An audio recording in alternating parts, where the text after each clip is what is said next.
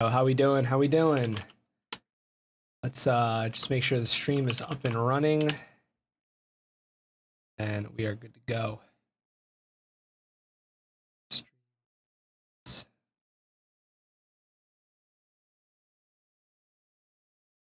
check it out. Oh, okay, we are live on Twitch.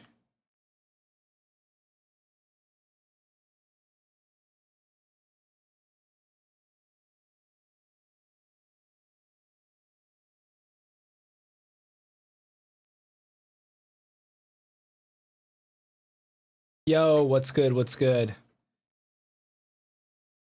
How's it going? Are we live right now on YouTube too? Yes, we are. All right, cool. All right, what's up? Chavi, Colton, what's good?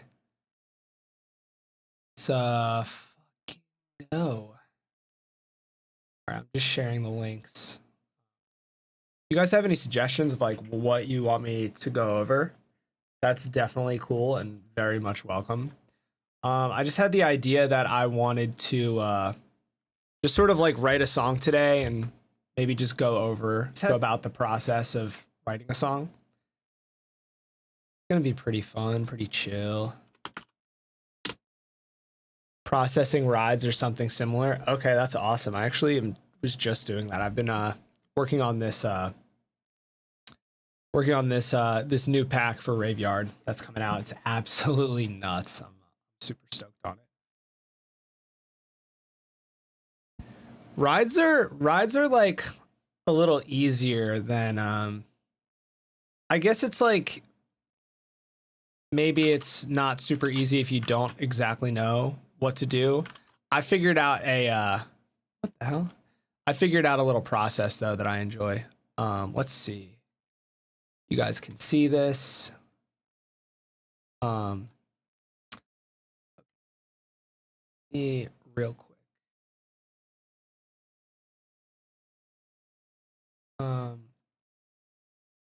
Okay.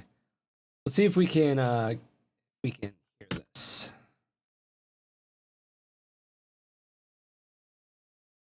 Is that playing?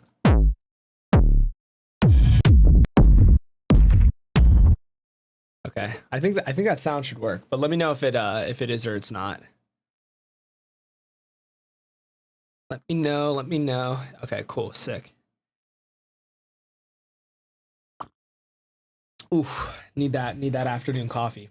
Okay, cool. So we're all good. So I'm gonna cover processing rides when I actually get to the ride section of the track. So I think let's see what I want the first thing to be. Okay. So okay.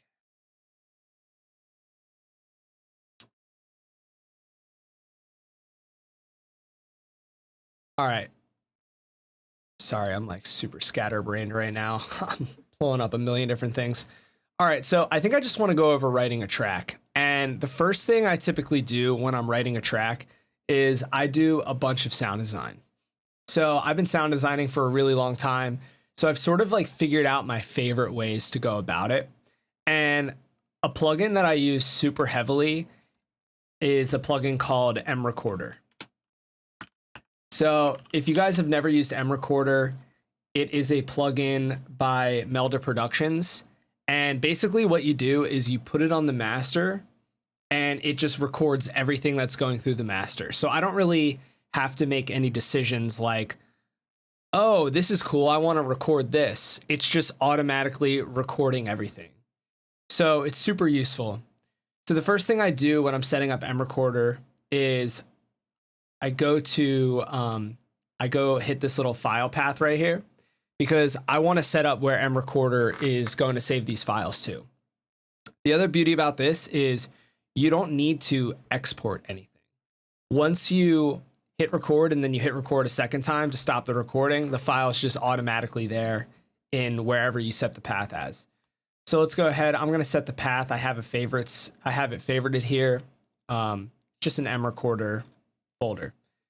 I'm gonna set the file name to stream sound design. And then it's important for me, at least, I like to set this from 32-bit to 24, just because I like to slice up everything at the end with like third-party software, and it doesn't like when I use 32-bit. So I'm gonna leave this right here for now. I'm gonna open up a sampler. I think I want to use granulator. Do I want to use granulator? Yeah, let's use granulator. Let's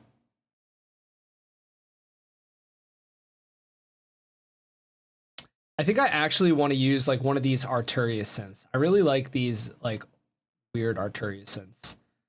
So I'm gonna pick, what is the one that I like?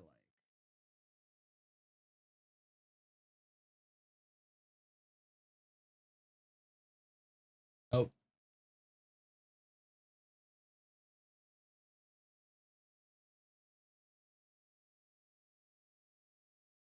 Yeah, this one's pretty cool. This one's pretty cool. All right. Then after that, I'm just gonna put this synth power.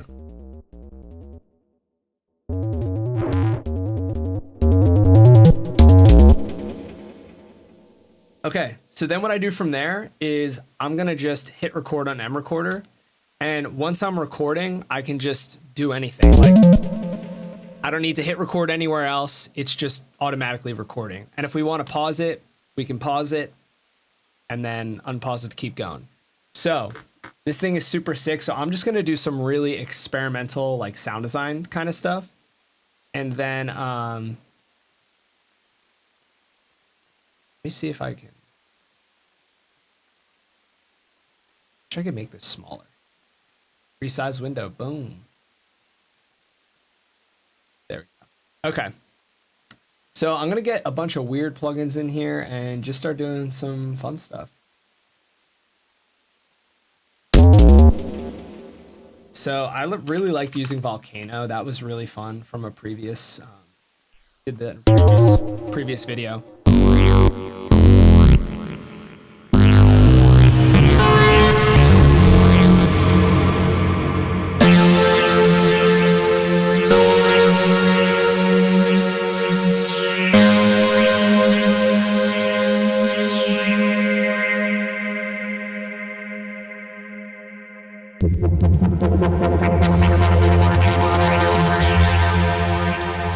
So I'm just gonna record a bunch of sounds that I want to use when I write a song. And I actually like doing it this way because it allows me to like pre-select like a group of sounds, I guess, that I'm gonna use for my writing, rather than say, oh, I think a synth would be good here, and then open up a synth and start sound designing. I like doing it this way and just sort of going down the rabbit hole.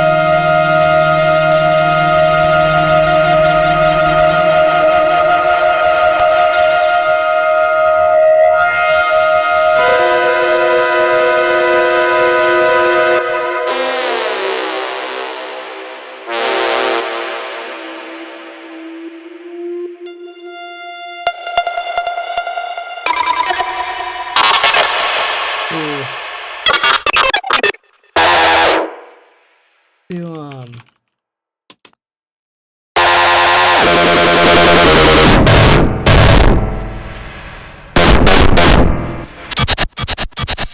Ooh, what? That's insane.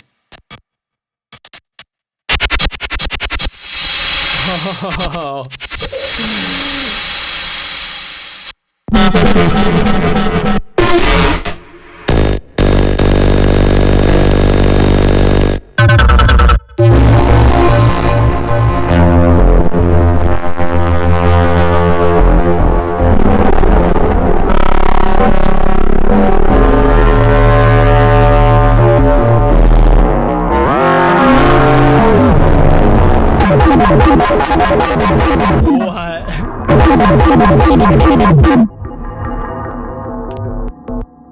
Oh my god, this is insane. Oh, that's the volcano doing that.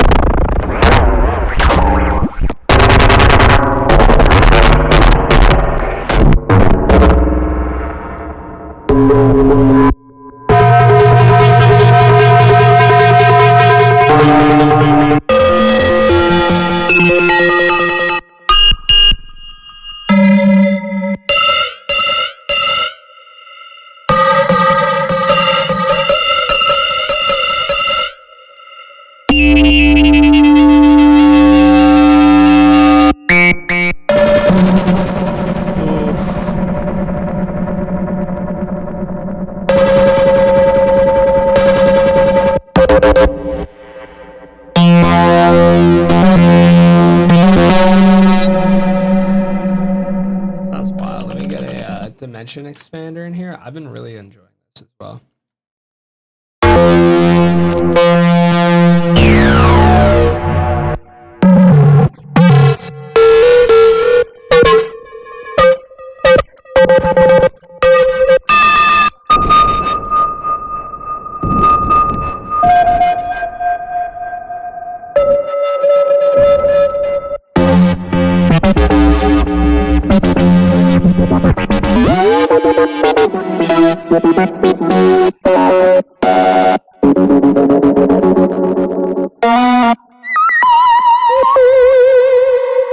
Alright, so that might be one cool path.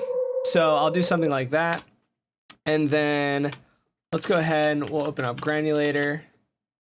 And I'm going to go back into this M Recorder folder and I'm just going to pull out a random... oh, I actually have these really old sound design takes. This will be perfect. And let's just do sort of the same thing.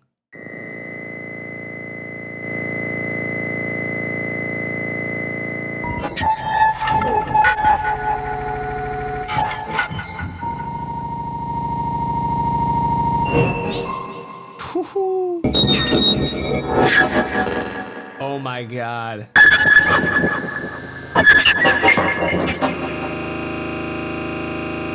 This is insane.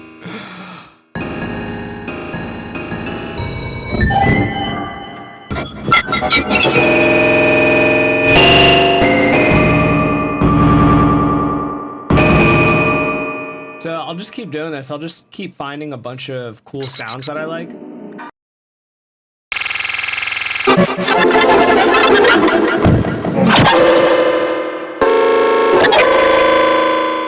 And it's great because I just don't have to worry about like trying to identify what a good sound is in this sound design take, nor do I have to be recording anything on the you know, inside of Ableton. I just know that M Recorder is picking up every single sound that I have.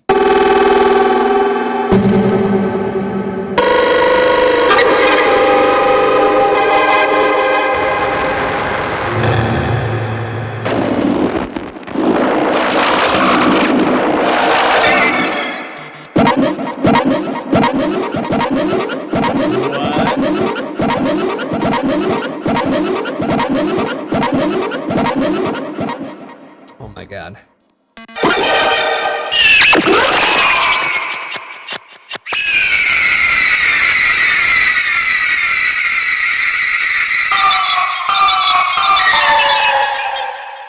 Put another one in.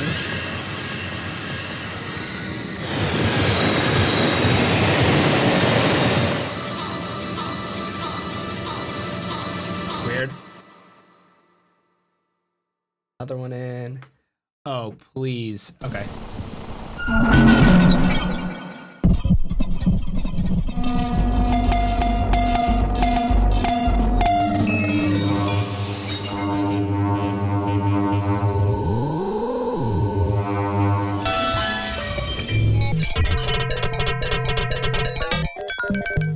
I just love scanning through these old takes.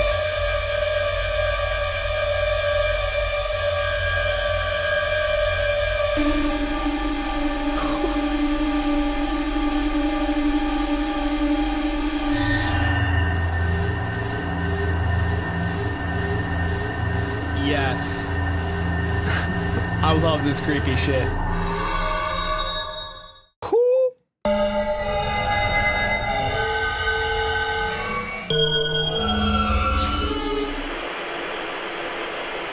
Ooh, I'm gonna let that run for a bit. This is gonna be my ambience or whatever. I'm gonna start with the track.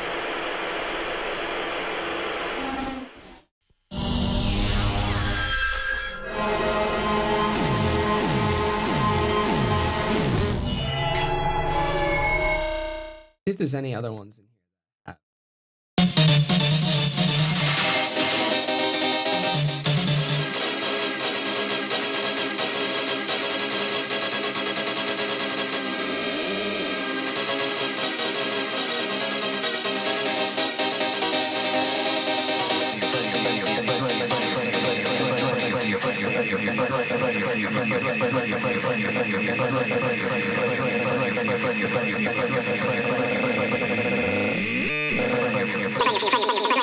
Whoa.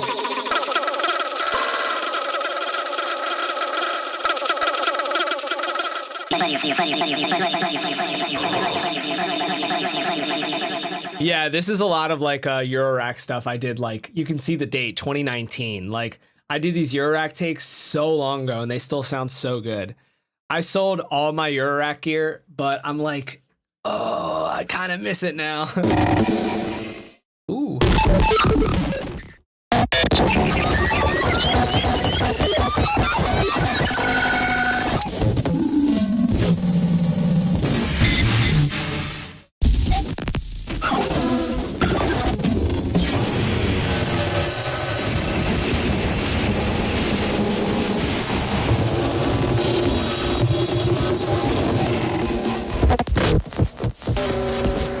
Jeez, it's insane. I'm gonna keep pulling these in.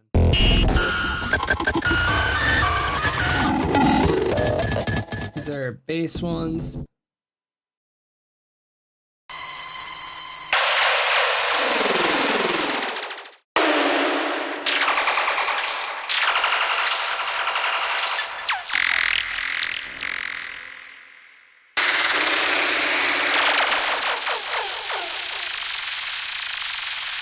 Ooh, that's a crazy sound too. This is like literally all I do. I'll just like start with one random sound design take and just keep flipping it with granulator. It's awesome. This is a fun one I did. I think this is one of the first ones I ever did.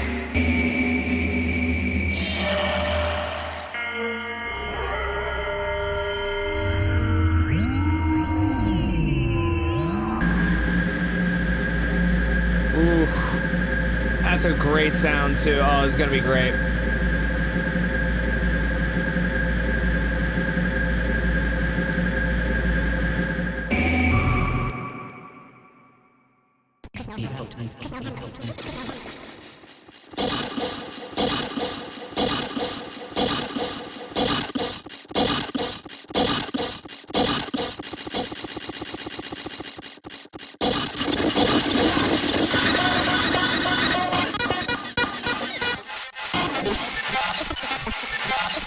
Oh my god, I just love stuff like this.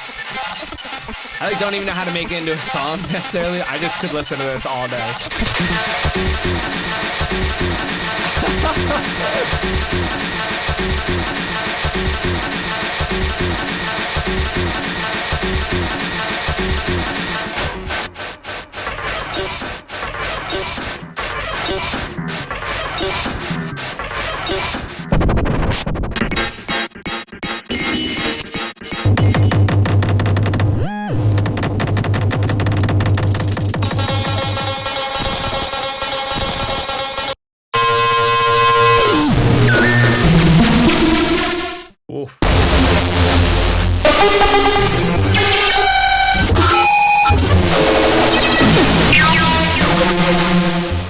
like stuff that has some sort of like loop or like looping. Whew.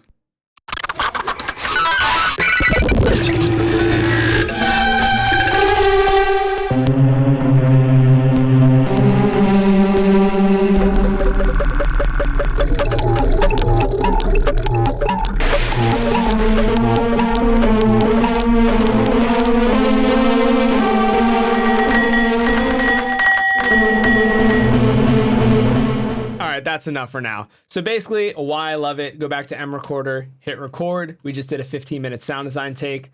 Now we have this long ass file in the top of our folder.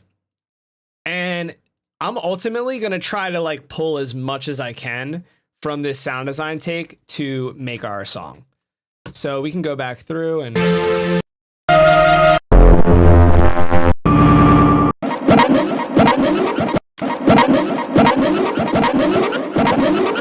some great stuff. Why is it frozen? Come on.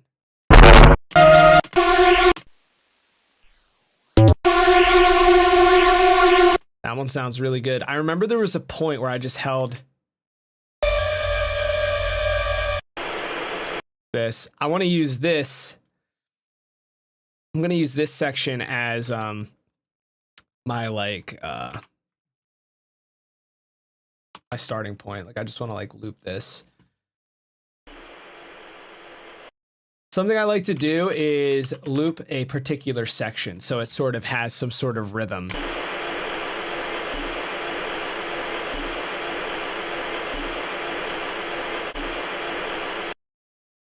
So let's just zoom in a little bit more. Get that across.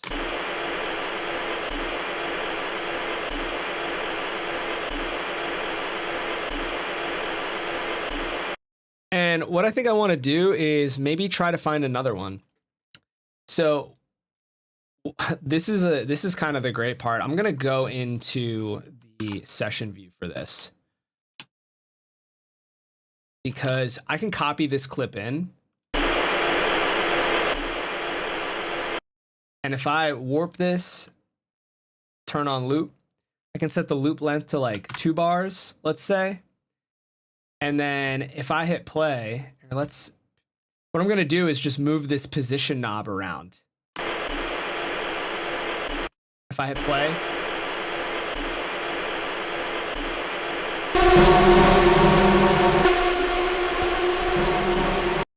Let's get a kick in here. I have some insane kicks. Let's just go straight for the kick loop. Let's just show off right here. We go to loops, drums, rumble kick.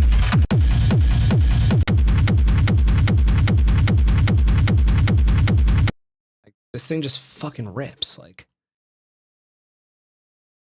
this. Okay.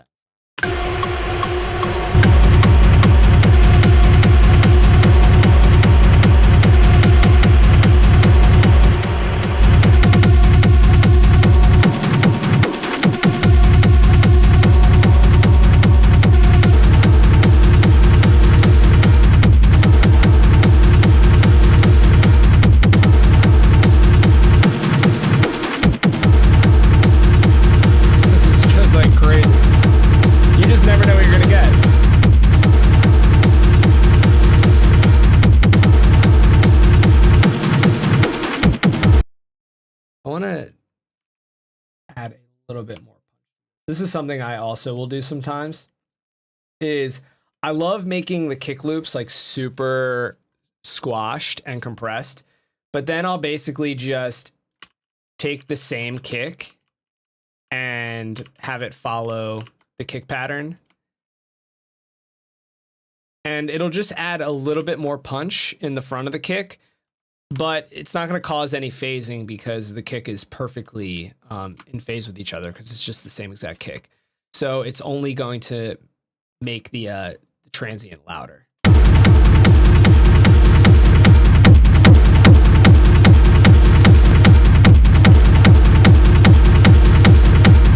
So if we listen to the kick,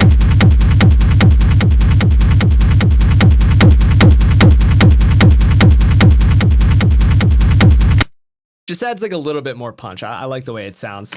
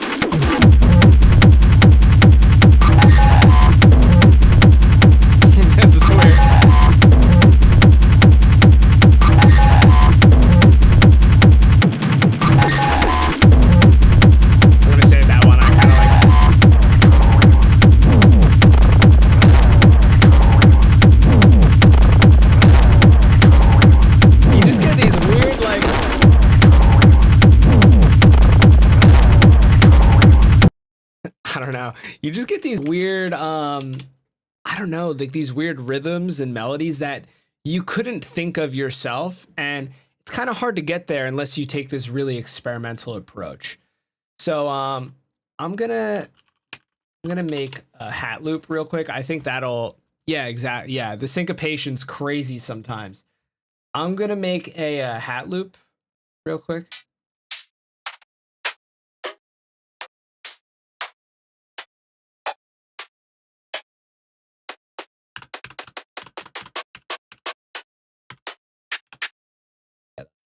Wanted something kind of shaky.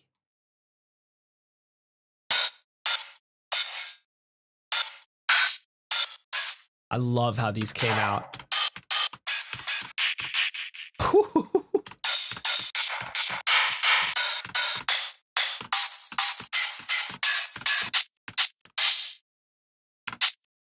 Do one of these. Classic, like 909. That could be cool with some reverb.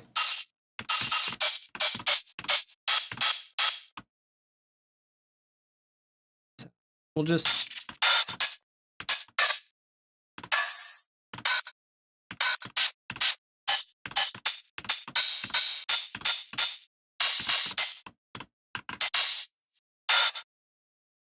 okay, so let's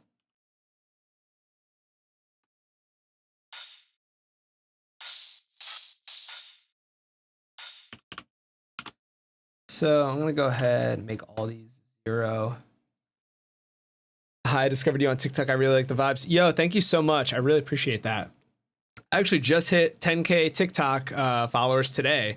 So now I can actually start streaming on there. That's going to be kind of crazy. I could like live stream before. Honestly, I'm going to start a fucking TikTok live stream now because in order to fucking do that. In order to like get myself to this this point where I can like monetize or something or like go live from my computer, I have to live stream one time. I don't know what I'm gonna do, but whatever. All right, I love this power rack.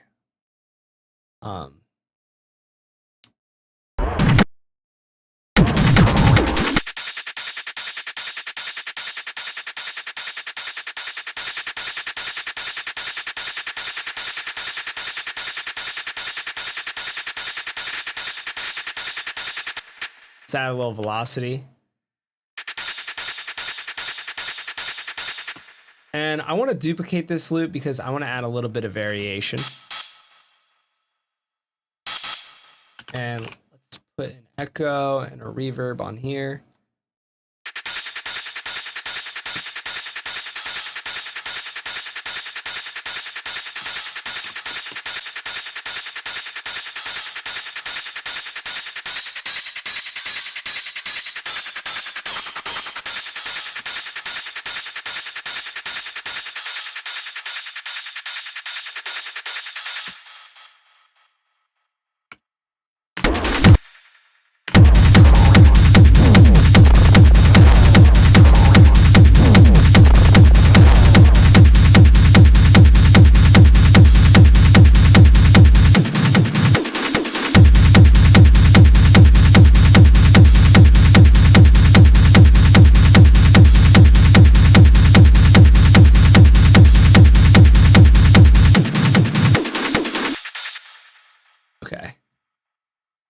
do like this.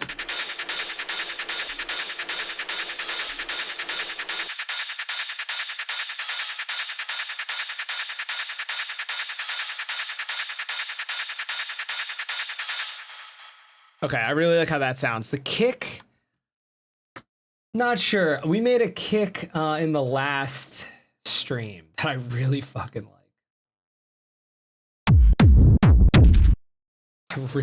I love this kick. Let's see if this sounds any better.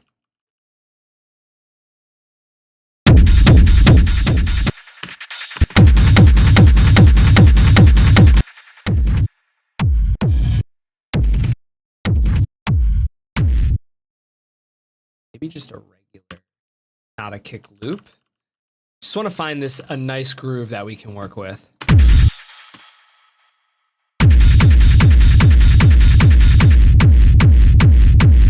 I got delay on my mic. I shouldn't have. Really? Is there a delay coming from my mic? There shouldn't be.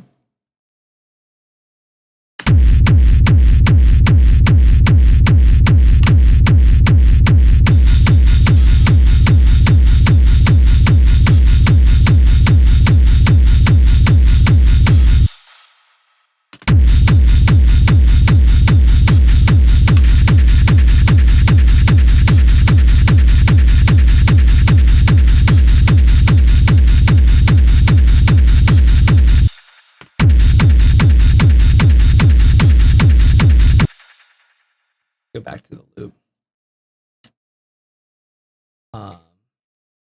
Go back to the... Ooh, this one's actually super punchy.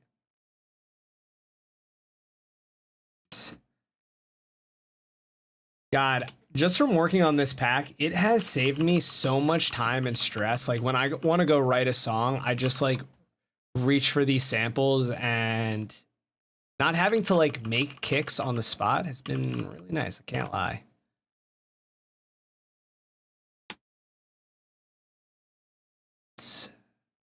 Can anyone else confirm or deny that I have delay on my mic or something?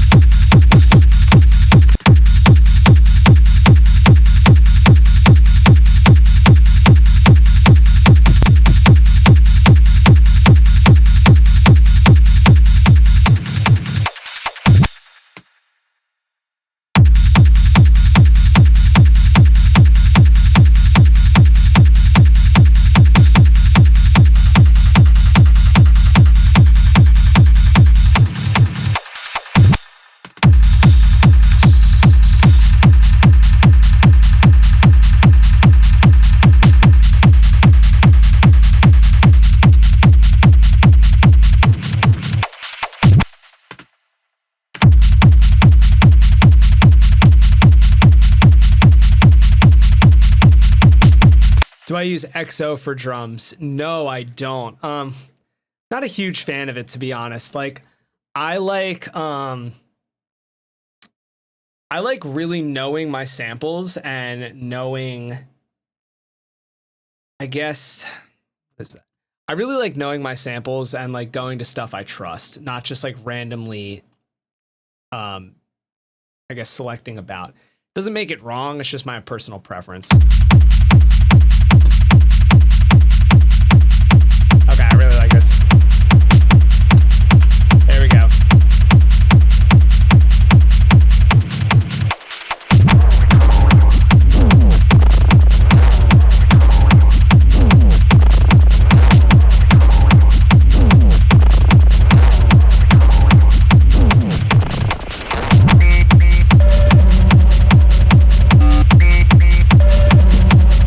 Honestly, this is way more fun for me than like,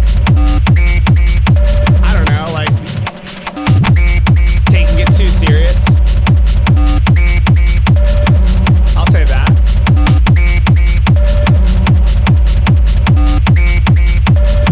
Yeah, I think I need to revisit XO. Honestly, I haven't messed with it in a while. Maybe if I used it and had the same approach I do now, it might be a little better. But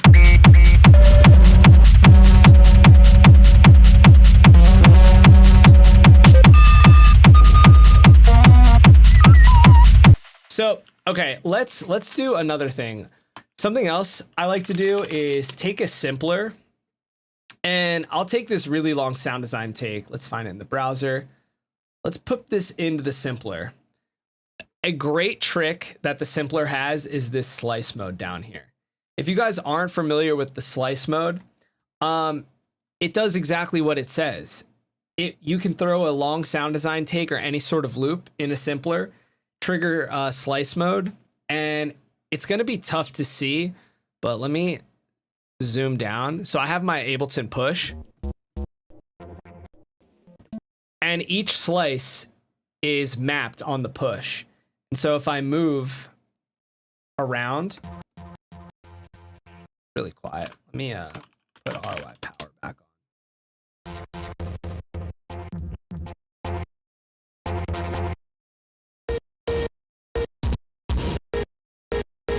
Do I ever record my own soundscapes? Yeah, like all the time.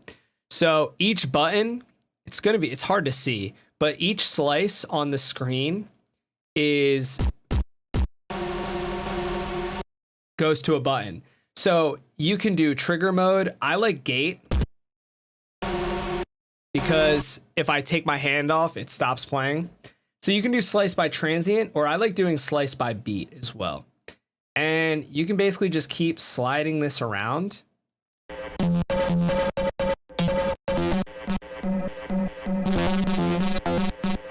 And you can just get really interesting. I'm gonna put my face back in here. You can just get really interesting results.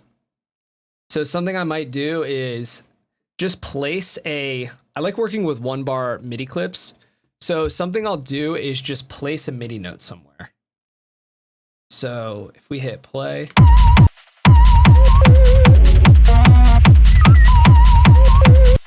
so this isn't triggering anything.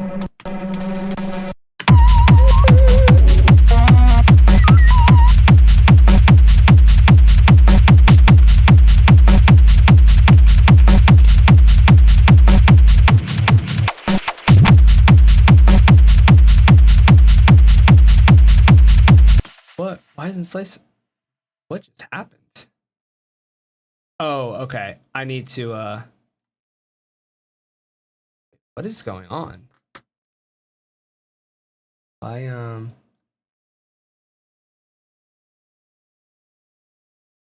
So weird. All the slices should move as I'm bringing it across. They are. What is going on? Why is that happening? Be on warp? That's so odd. I'm going to restart this. Do you ever feel like you make the same thing over and over because you use the same plugins and tricks? I get bored of something really easily. Yeah, all the time. And that's why I'm constantly like, I'm rarely opening up Ableton and just writing songs. Like, I definitely should write more music, but honestly, what I really love doing is just experimenting. And if a song comes out of that, then cool. And that's why I like made this company. That's why I made this channel. That's why I stream. That's why I TikTok or whatever, because I love talking about these like cool kind of tricks. And I just love having fun making music. I like finding new ways of doing stuff, because if you watch too many tutorials, and again, this is like, you know, maybe shitting on myself a bit. If you watch too many tutorials that are saying, this is how you do this, this is how you compress, this is how you use reverb, this is how you use EQ, that can get really, it could sort of like close in your creativity like a lot. And so I always try to showcase not like how to use a reverb or how to use a compressor. I try to show like new things, like how you can do this. This is one way of doing something, because one of my favorite things is seeing other people's methods, no matter how good you are. Like, I don't care if you are one month into producing. If you have something that you do that you like, you just never know, like that could really inspire me, you know? So there's no right or wrong way to do something. And so if you're watching tutorials, don't get too like stuck on how somebody else tells you how to do something. And if I ever start doing that shit, call me out. Cause like, I hate that stuff. I try to show people like fun ways to do stuff, or like, hey, this is like a workflow or like a path that I take sometimes. So yeah, I get really fucking bored. I also have like ADHD. So like my brain is always just bouncing around to like different shit. And I think that sometimes it could be like a secret weapon, because I'm like, instead of doing what I'm supposed to do, what if I did this, you know? Like, so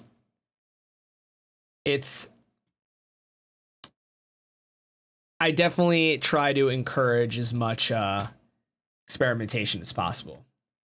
That being said, let's figure out why the fuck this wasn't working. That seems to be working. Okay. So.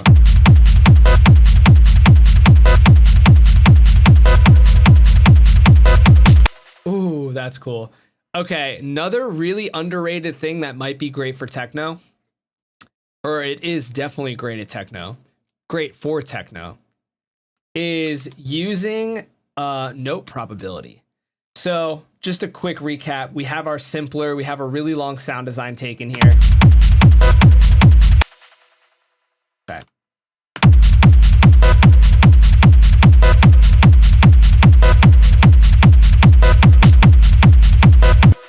I want to kind of spice this up a bit though. So let's find some other notes that sound good.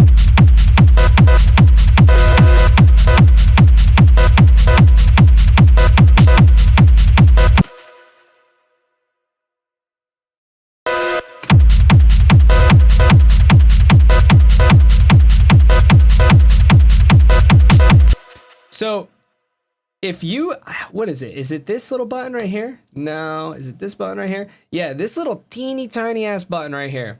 If you hover over, it says show/hide probability editor. Click that.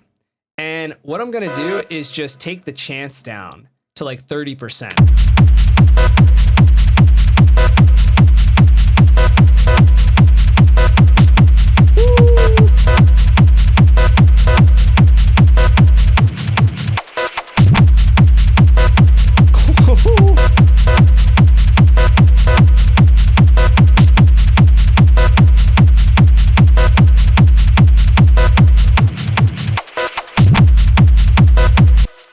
I really like that. Okay, so let's call this loop 1. I want to, for loop 2, I guess like add another note.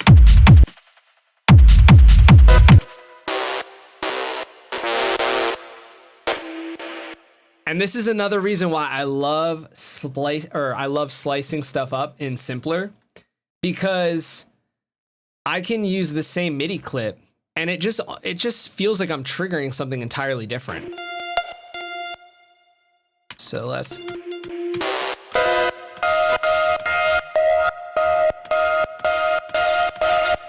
Isn't it so repetitive? Yeah, that's kind of the point. I mean, techno, are you referring to techno or this, or just in general? Because there's sort of an art of repetition with techno. Like, that's why I love it so much, is it is really repetitive, but you have to want to hear it over and over again.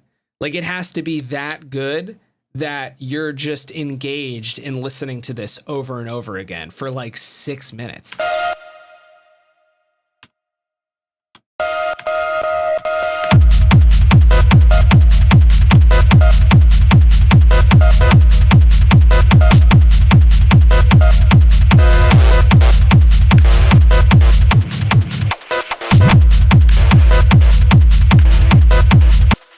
No, I kind of like how like atonal it is.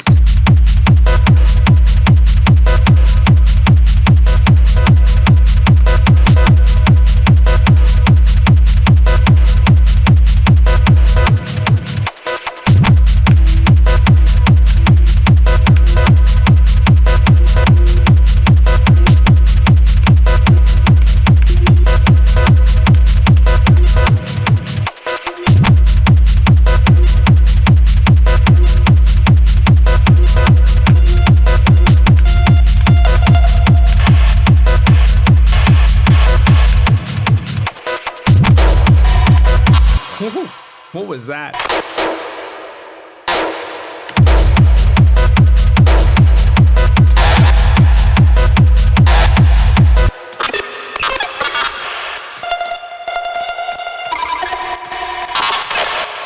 So I think I'm just gonna leave this one as is and maybe duplicate it and try another one.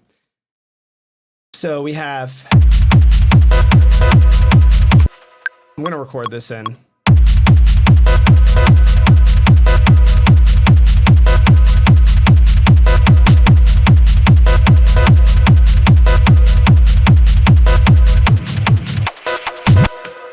Okay, I think I'm gonna get rid of the probability because I actually know exactly which notes I want.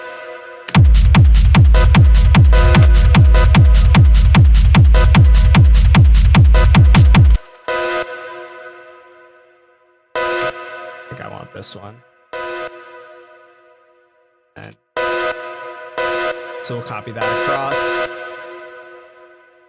Okay, so we'll call this sound 1. Never mind, it sounds good.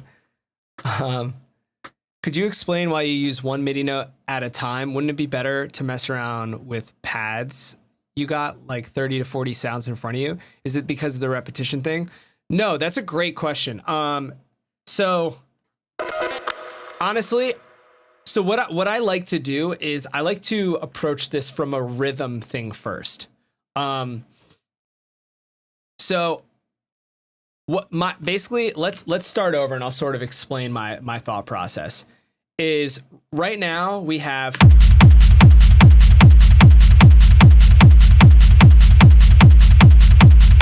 so we just have the kick. So a lot of times I'm messing around with the pad and so let's move this somewhere else so it's not as repetitive.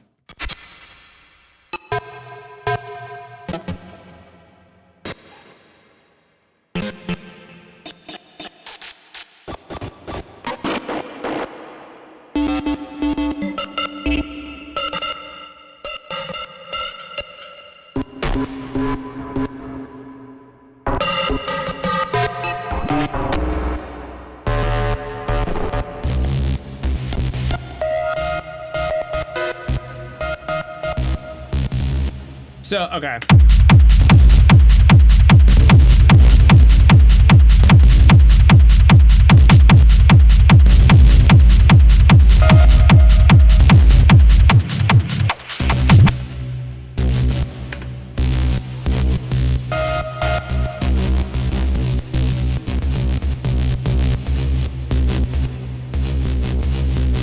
So, I'll sort of play around until I start to hone in on something like I'm like, okay, that's cool. And yeah, I could have done that with like SERUM or some shit, but I'm here, so who cares?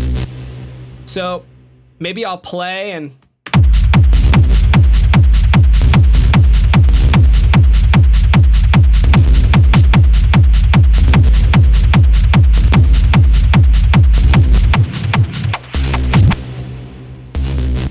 so I think maybe that's my thing is 1, 2, 3, da-na, bum, bum, bum, ba-na. So typically I'm trying to find within a 1-bar loop because this is what we're working with. It's boom, boom, boom, ba-da, 1, 2, 3, ba-da. So I'm working within a 1-bar loop. And typically in techno and most, I guess, genres of music within electronic music, the smallest division of notes we're going to be using are like 16th notes. So I usually take a 1-bar MIDI clip and I set the grid to 16th notes and I try to find what combination out of these 16th notes rhythm wise is what I want. So 1, 2, 3, ba-na. So where's that?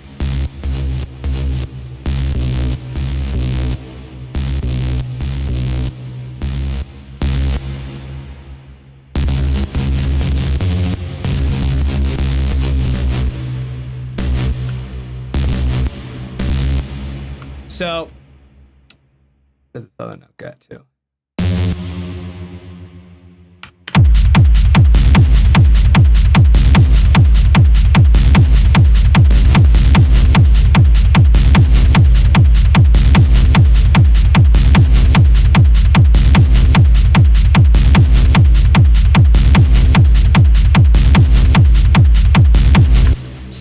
I kind of do a little bit of both. I try to hear something, but then I try to like really determine what I want the rhythm to be.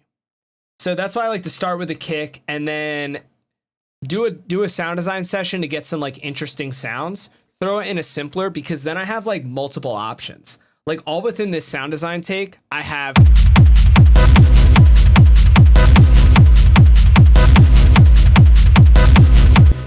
this sound as well as that resound. And so I can just like sort of scroll through and figure out what in what part of the bar do I want a sound to happen.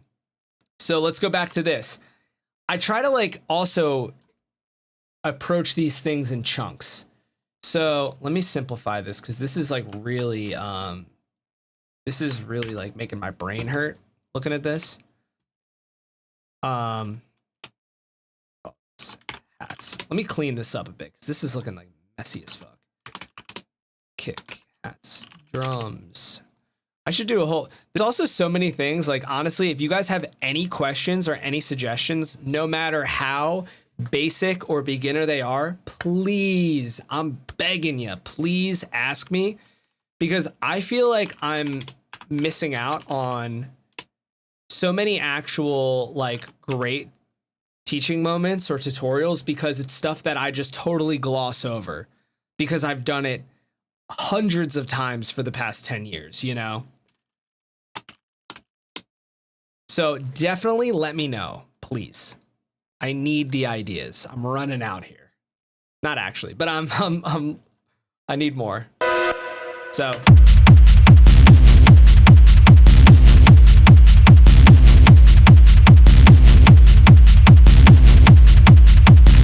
I have something that happens here. So maybe I want something that happens somewhere along here.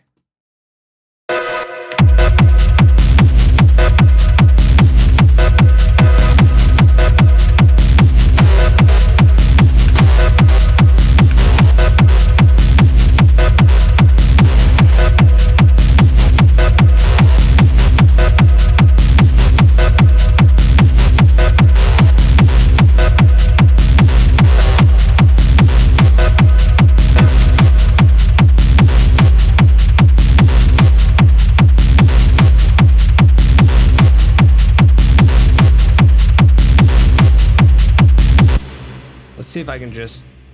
That sounds better.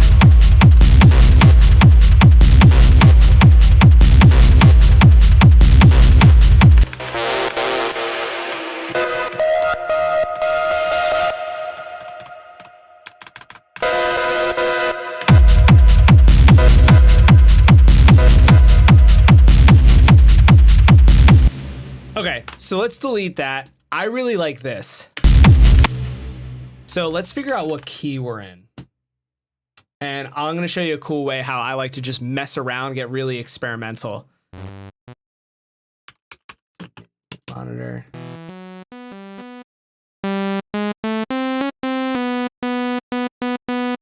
All right, so we're in B. Are we?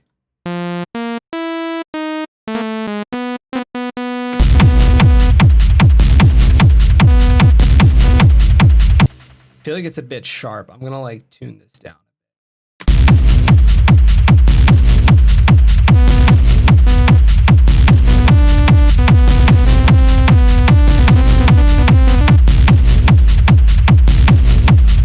Okay, that sounds great. All right, so let me copy this or consolidate that. Okay, now what I think I want to do is I want to resample this. I like having the flexibility of keeping everything in MIDI, but honestly, sometimes it just gets over cluttered. Like I'm looking at this and I'm not exactly sure what it is. So I always love just resampling to audio for everything.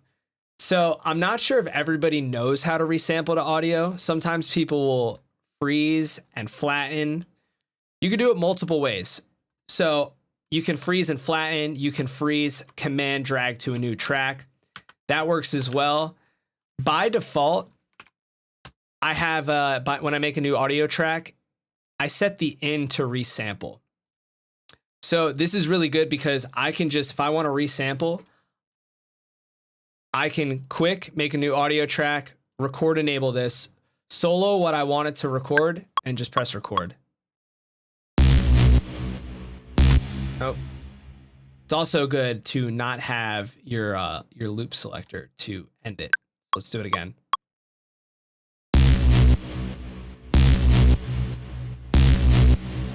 So that is one way to resample, but what you'll notice is it is resampling what's coming through the master. So if you have a master chain on, it's going to be recording that, and then you're going to be playing it back through the master. So, and also on top of this, you can see that it's kind of pumping because we have sidechain on this group, and we don't want to record it with the sidechain and then put it back in the group so it can get sidechained again. So I'll make a new track where it says resampling. I'm going to click this drop down and select sound 1. This is going to record what's coming directly out of sound 1 into this new track.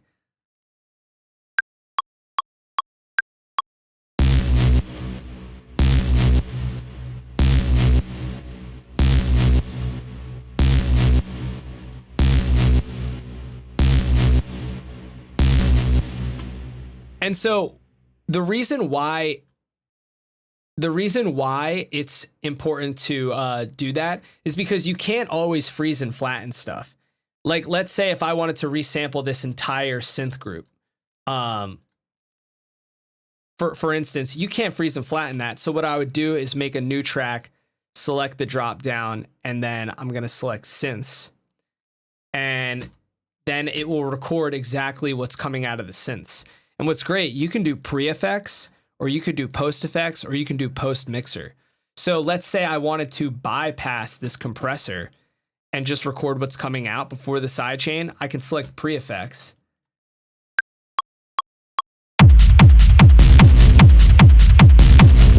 And now it's recording what's coming out of this synth group without the sidechain. So then I could just go ahead, copy the sidechain onto this new track, and there you go. So that is the importance of resampling. Also, by committing things to audio, you just like commit more. It's like more of an important decision. So I know that I'm going to be committing to this sound. So what sounds offbeat to you? The bass? Could be. Honestly, like I'm saying I don't care. I'm not saying I don't care about what you think. Like, I kind of like it. It sort of adds a bit of like realness and groove to it. So now that we know our key, we're in the key of B. Something I like to do if I'm coming up with melodies, because I think now that we have an established key, we can start to get a little melodic with this.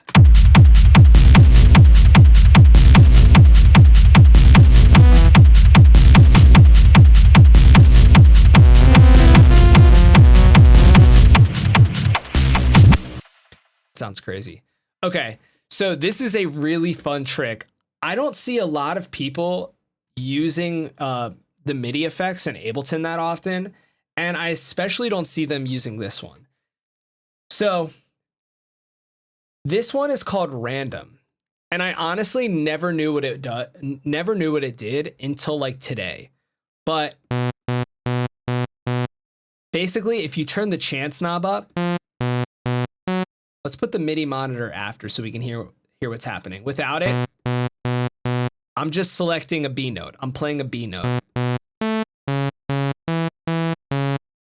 And if we turn the chance knob up, it looks like it has a 57% chance that an incoming MIDI notes.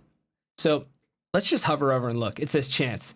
Chance determines the likelihood that an incoming MIDI notes pitch will be changed by a random value. So this is a 57% chance that the pitch is going to be changed to a random value.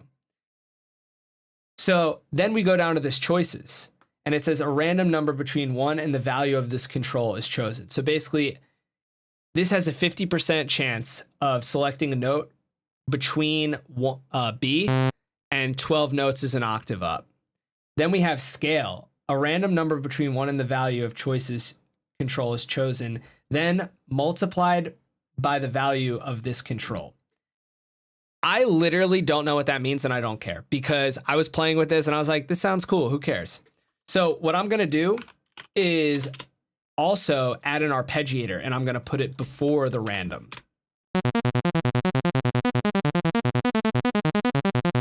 So it sounds completely chaotic right now, but that's kind of what I like to do. I like to start super chaotic and then see how much I can like rein it back into something I want. So let's go. I'm going to go to just some of these Raveyard sounds. Let's see if we have any plucks.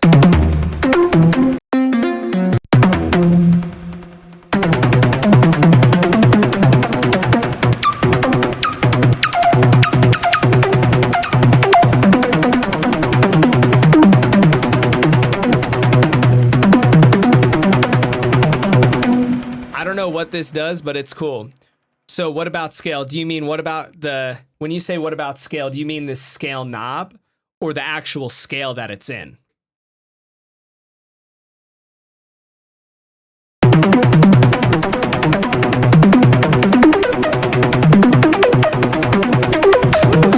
That's crazy.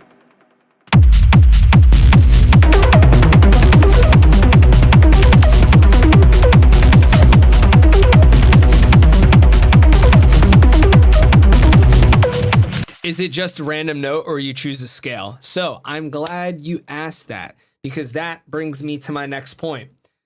Another MIDI note or another MIDI effect that's great for this is using the scale MIDI.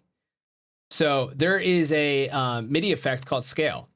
And so if we go to minor, we can throw this in front of the random, because now what it's going to do is it's going to quantize all of our notes. It's going to snap them to the notes in the right scale. So we want to be in B minor.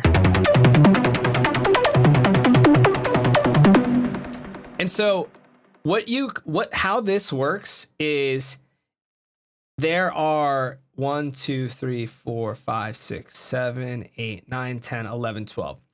So there's 12 notes across the x-axis and 12 notes across the y-axis. So by default, if you open up scale, it's going to look like this. You don't have any of these on Ableton? Yeah, they're stock, right?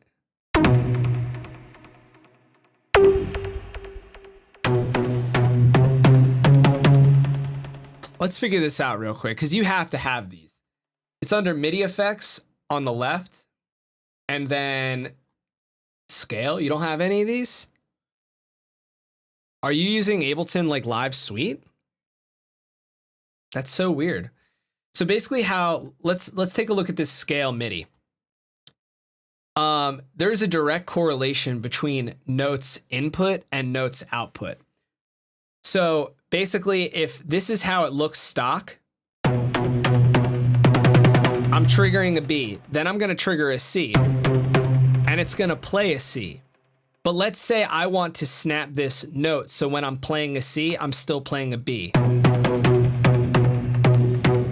I can make every single note that's being output a B just by doing this.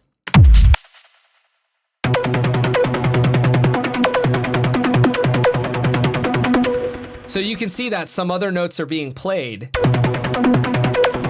These 3 notes are being played, and so what I can do is actually change those 3 notes individually by doing this.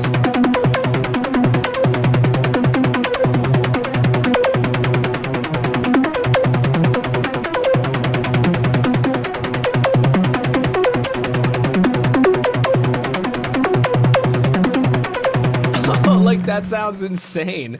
So I get like super, I just like go way too deep in all this.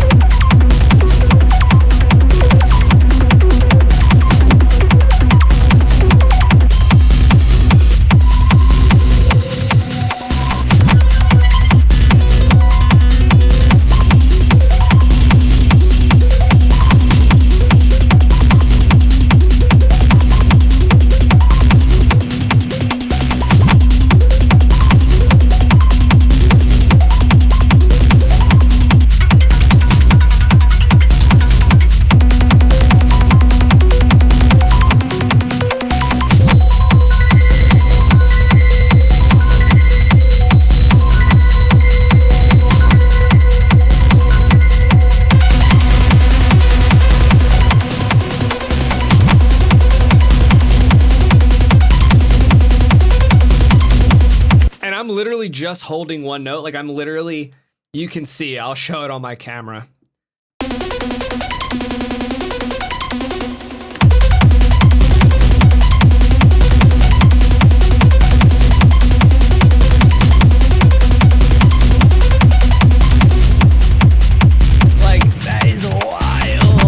So this is going to bring me to the next part. So let's call this main pluck. Yeah, you got a question? Yeah, ask away.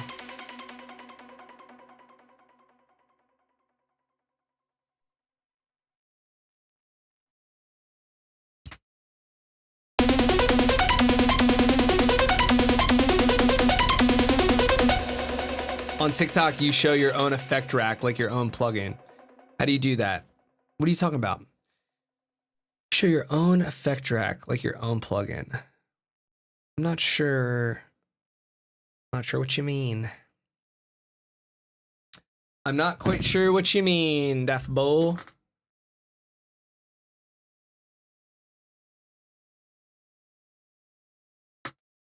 Like you have your own reverb. Are you saying like I have my own default reverb, or I have like my own reverb rack? Because I have a bunch of racks. Like I make a ton of racks, and that's like what we sell on our website. Like inside this rack is reverb, echo, a compressor, overdrive, OTT, auto pan, another multiband compressor, an EQ, and 2 saturators. So inside the rack, there's a bunch of plugins, but then what I actually do is like map all of the parameters of each one of these effects. So I can just on the front end start turning knobs and know that I'm gonna have like a good result. Is that what you're talking about? Or I'm not quite sure. But let me move on, and I'll get back to that question. But so once we have this like really interesting MIDI generation setup, we're using arpeggiator, gate, or we're using arpeggiator, random, and this scale to be snapping our notes. What I want to do then is, again, like I said, we're starting very chaotic, and then we're slowly dialing it into something that's a little bit more controlled. So I'm going to make a new MIDI track, and this is just going to be so I can resample MIDI. So just like I did with resampling audio, you can resample MIDI as well. So I have this crazy sequence going on.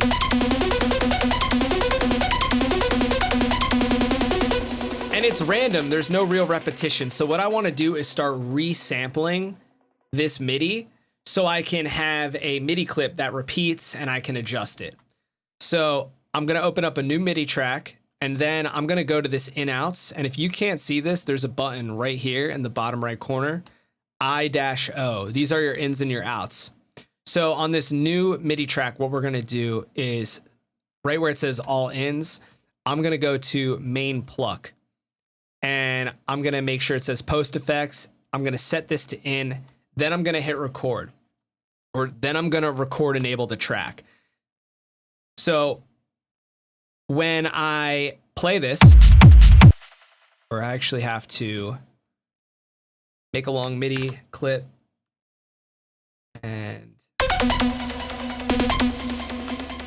so when I press play and this is record enabled, you can see that there is MIDI signal coming into this track. So if I were to hit record,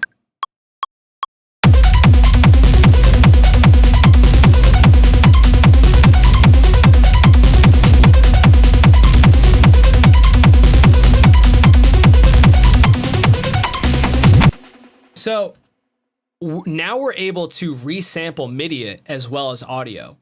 And now what I could do is I could take this MIDI clip right here, and I could, if I wanted to, just drag that onto here, onto our original pluck. But I'm going to take it one step further, and this is a really fun thing to do, is I think I want to have this be a 2-bar loop.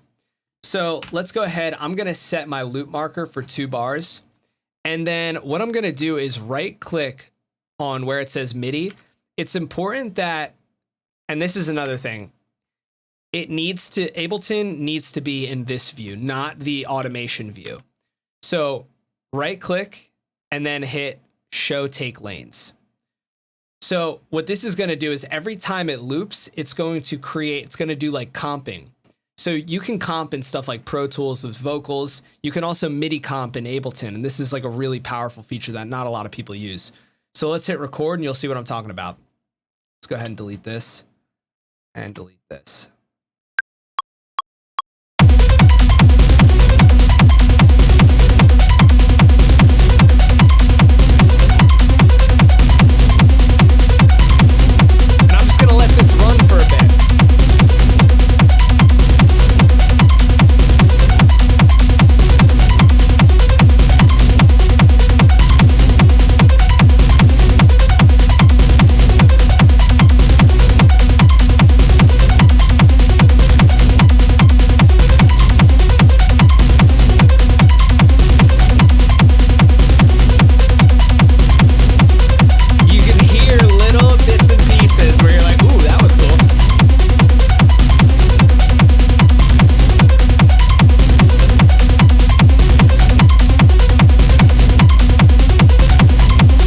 Okay, so that's enough.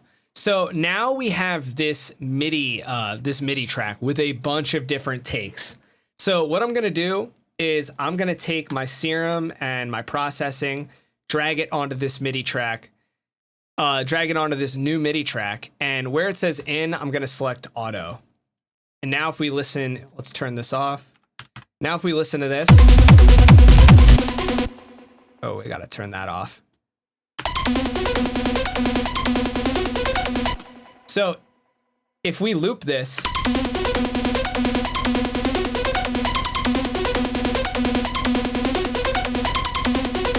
now you can hear it's repeating. And so that's how we took a crazy chaotic MIDI chain that was just generating a ton of random results. And now we have this MIDI that is looping perfectly. But we took it a step further and now we have, what, 15 other take lanes? So how you can, if you hit these little arrows right here, basically we can audition these other takes.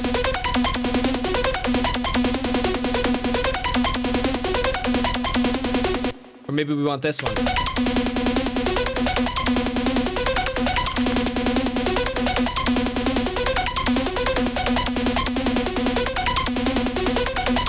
So we can listen to all these different takes. And the beauty of the whole thing is that if we press B to bring up our pencil, we can like populate this MIDI clip with different sections of each take lane.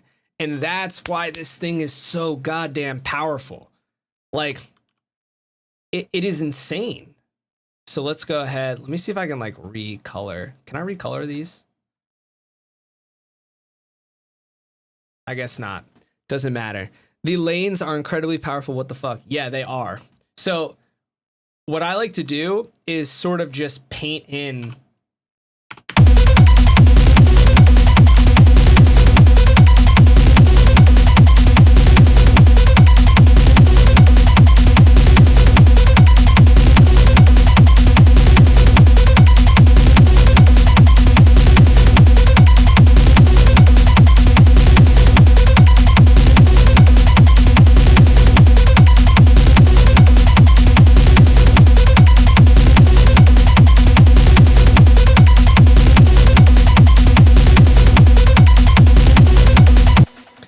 Now, what is happening? Hold on. Oh, it's because this is still on. I was going to say, I'm like, why? Okay, so let's start this over.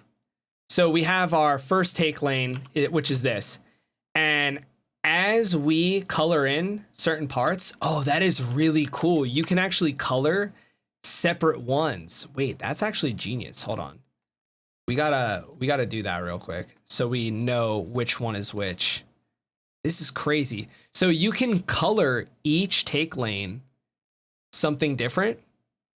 And then as you repopulate the first clip, you know where it's coming from. Jeez, Ableton really popped off on this one. I'm like Ableton's biggest fan. I swear I should be like sponsored or some shit. All right, let's just do, yo, isn't that nuts? So this is the,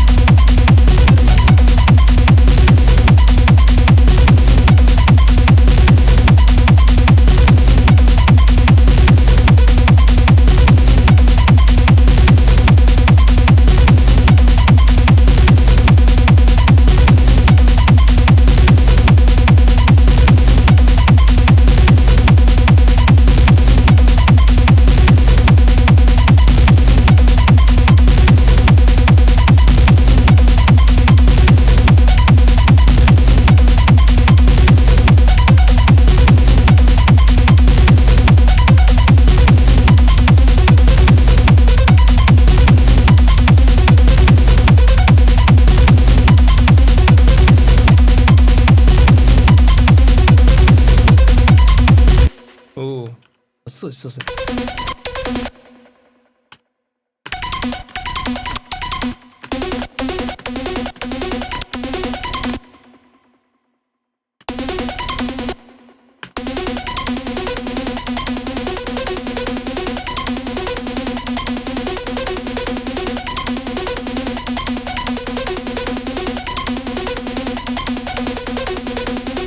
What?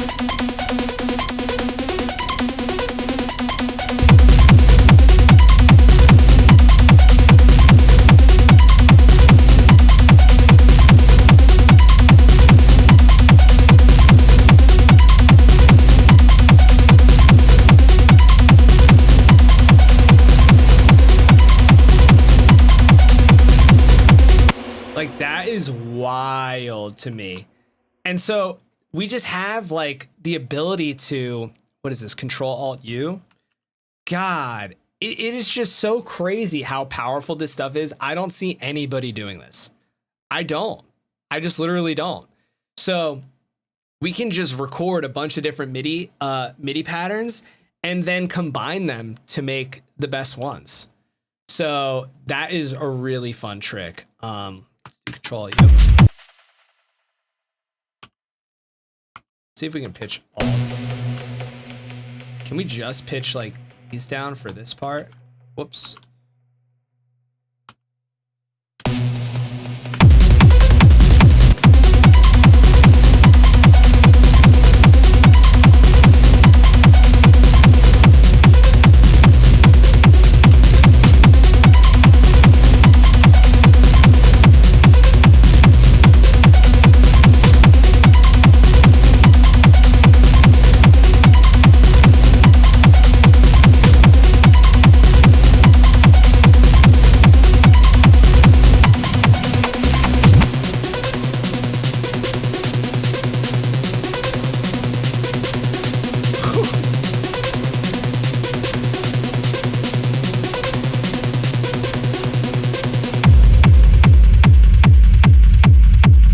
This thing rips.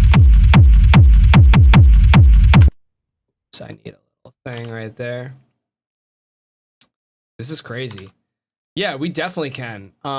So like same chain but drum rack, 100%. So I have a perk rack 1.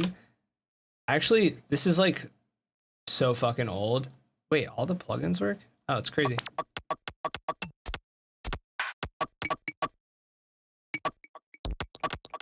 This is such an old rack, but this is like when I first started experimenting. I just put a bunch of random percussion sounds in a drum rack. And so, yeah, we can definitely do this. Let's do arpeggiator. We'll do 16th notes.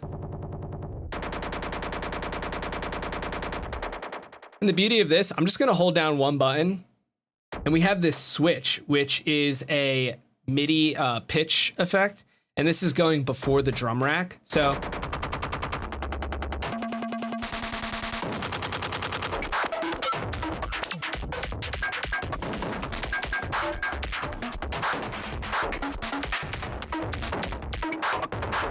like that's wild. Because you're basically just switching the note that I'm holding. So let's go ahead, we'll do random again, and we'll get crazy with this one.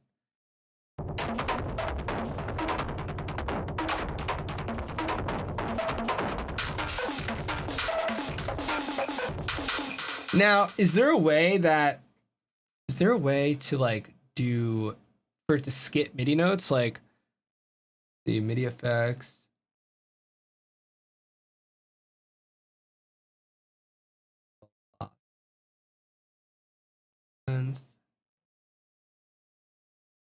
What would that be? Yeah, I was thinking velocity too, like if it just went down to 0.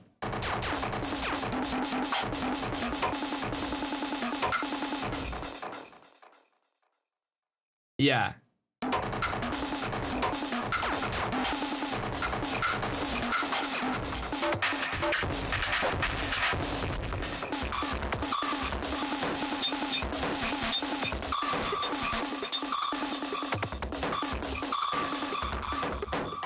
Wait, so I want to compress it maybe the other way?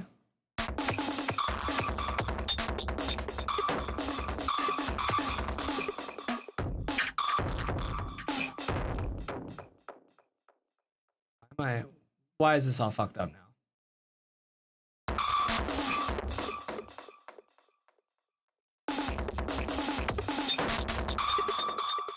Those lower notes sound sick. Could make it be.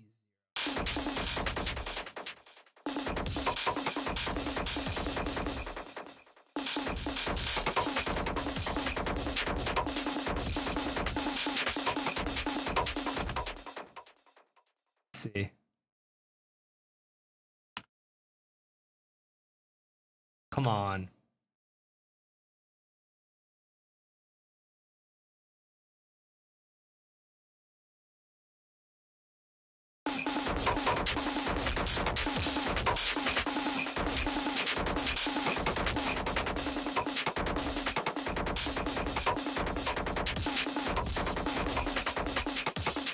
I don't know how to make it skip.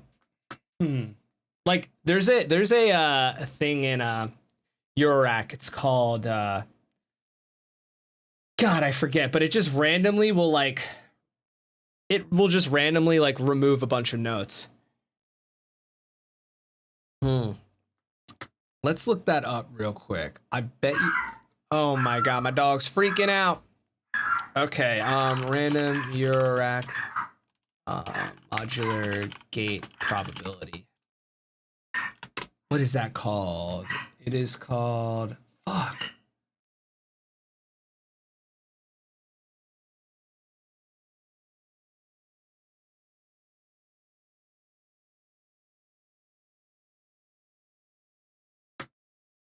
Does anyone know? Yo, what's good? Macro mute or something. Yeah. Oh, Steel, remember that fucking thing? I actually have something that I made with a friend. This could actually be nuts. Hold on. It's called mute sequencer. Maybe this is it.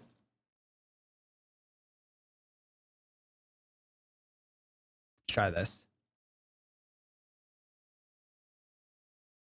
Why is nothing playing?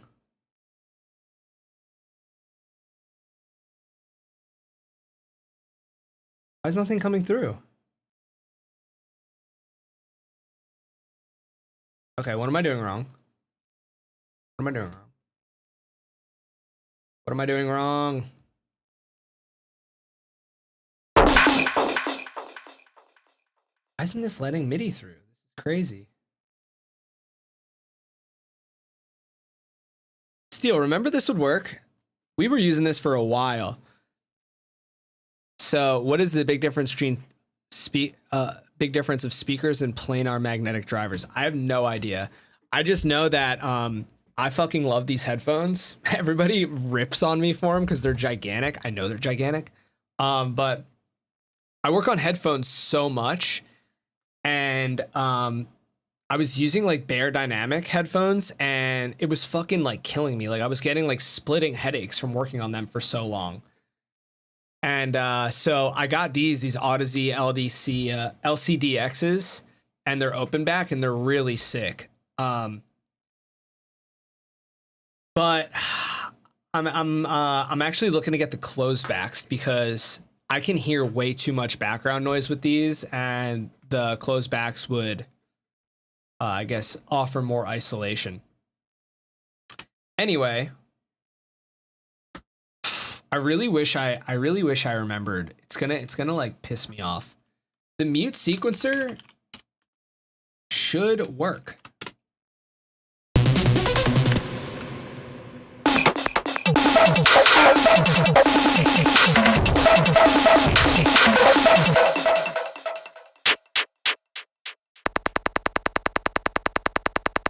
Steel, there's something wrong. Oh, maybe because it's not playing.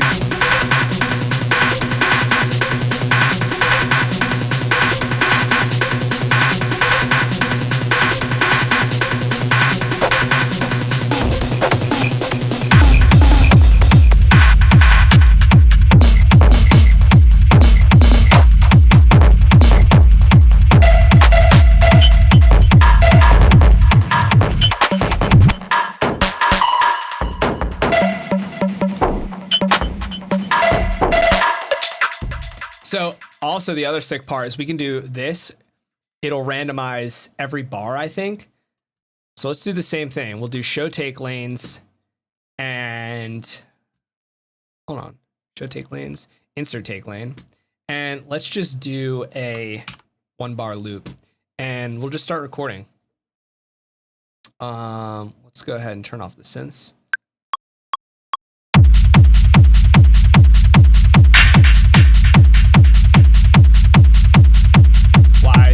Why isn't anything working? Why isn't nothing working when I want it to work?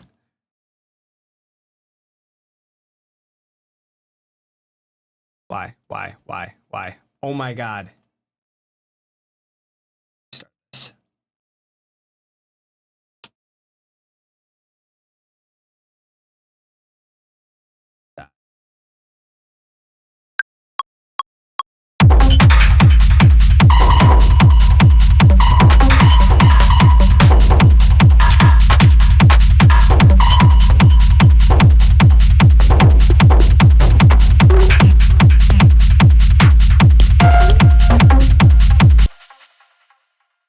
Okay, I understand.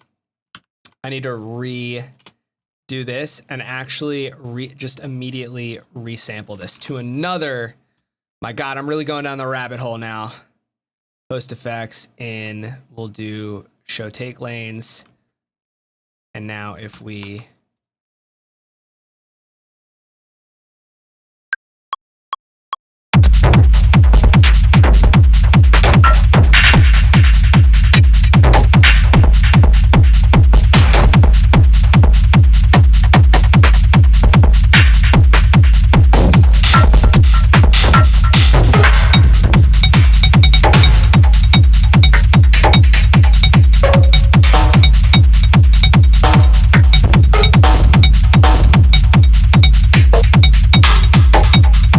Okay, so exact same thing as what I just did. Now I'm gonna go ahead and take this rack, drag it over to this new sampler. Can I do that? Yes, I can. Now we can delete this MIDI. And if we listen to this, and what we can start doing is just culling.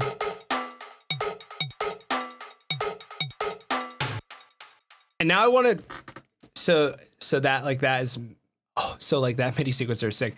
Yeah, it is pretty nuts. Me and a friend actually designed it.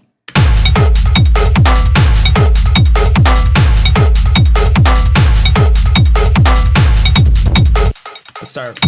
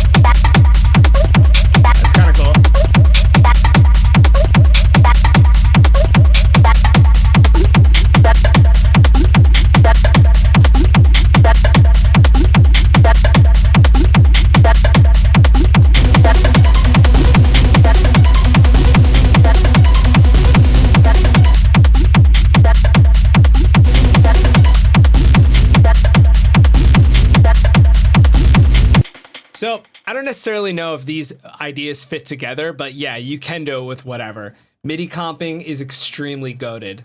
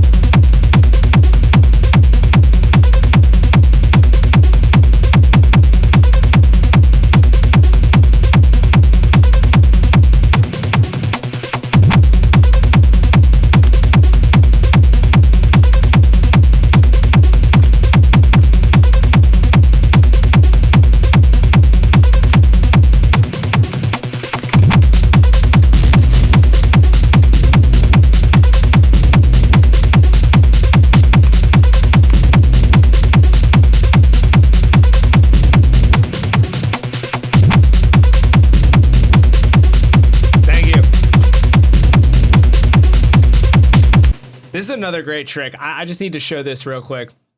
We should go to, actually, I'm going to do today's stream a little longer. So let's say we have this lead right here.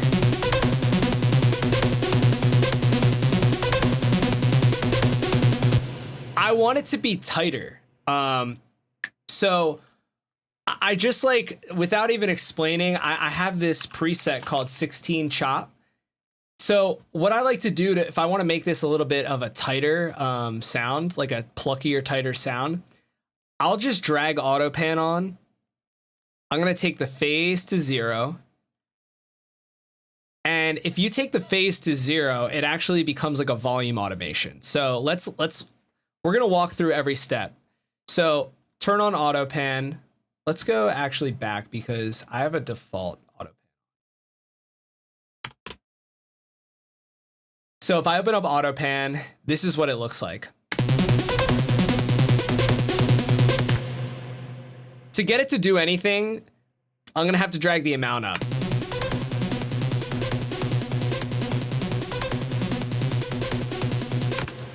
And so how this is working is it's not actually panning the sound left and right.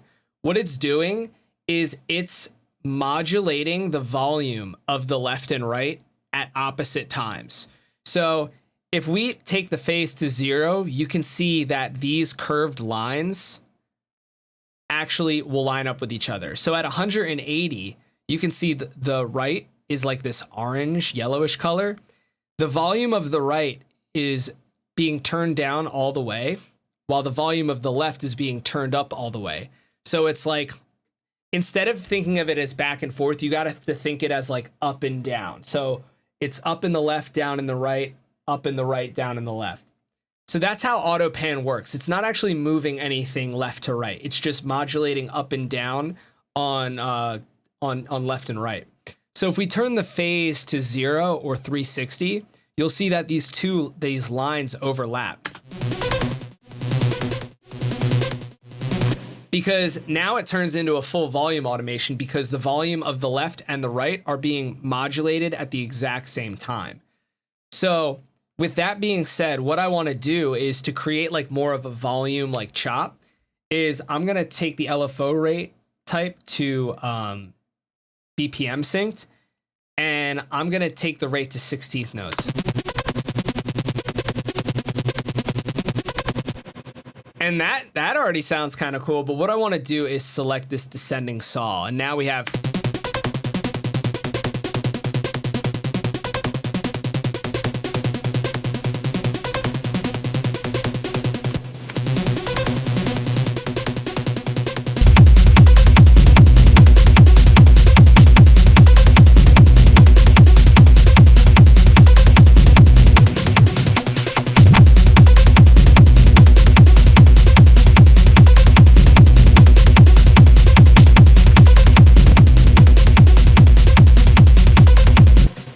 clipping like mad hard.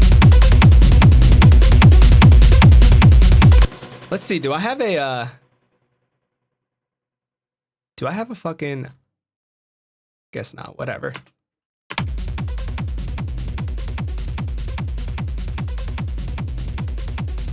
That sounds so sick to me. Okay, let me answer some of these questions because I see some good ones. What about the mono parts of the sound? This is a fantastic question. Ready? I'm gonna explain real quick what is mono, what is stereo. So, a lot of people think that there is mono and stereo, and that is somehow different from left and right. So, there is no middle. There's no middle, there's no sides. Like there is, but there isn't. So basically how I would explain this is anything that is mono or anything that is appearing mono. So let's open up an imager. I'm gonna do, let's just do Ozone 10 imager right here. And what we're gonna do is I'm gonna open up SERUM. This is going to be a little stereo lesson for you guys. So if we play a single note in SERUM, hold on, let's resize this. Resize this. Can I not resize this? Let me save this shit first, because I swear to God, if something crashes doing this dumb shit, I'm going to be pretty pissed.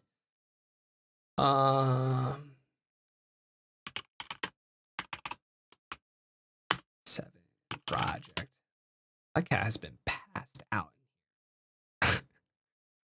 Like if you didn't know, you would just think like I just had like a dead cat in my room or something like that, because he just does not move. And look at him. Hello. He's in there. Okay, so back to what I was saying. We're all saved, ready to go. So this is a little lesson about mono and stereo. So right here we have a SERUM. We're just playing a single saw wave. Oh my God, we don't have the imager on the SERUM. So right here, you're seeing that it's mono. It's completely down the middle. And if we go ahead and let me delete this, call this stereo test. If we go to oscillator A and we turn the pan, you can see that as we get to, as we go left and right,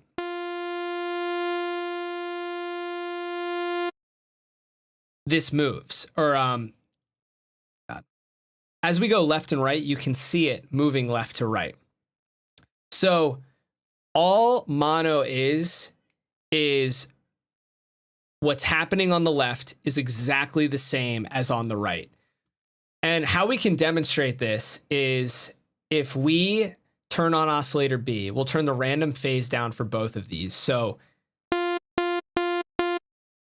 it's exactly the same on oscillator B is exactly the same as oscillator A. We'll pan oscillator A all the way to the left, and we'll pan this all the way to the right. It's exactly the same, so it's still mono. If we changed oscillator B, we just changed the wavetable. Now it has this crazy stereo image. So now it's no longer mono. And so what mono is when you go to utility.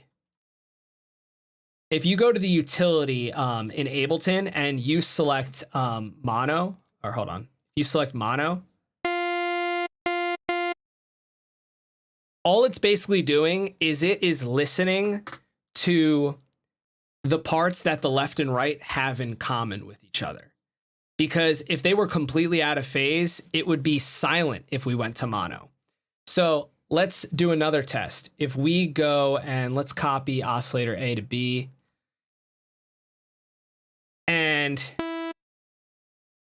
oops, let's copy oscillator A to B. We'll pan these left and right. So the left is to the right, or oscillator A is panned to the left, oscillator B to the right. They're both the exact same saw wave. And right now it looks completely mono because the left is the same as the right. So it's showing up as mono. If we go into the oscillator editor or the wavetable editor and we do flip vertical polarity, you can see on the imager, we're at -1 here. You're still hearing a wavetable because you're listening to the left, you're listening to the right. So now it appears stereo.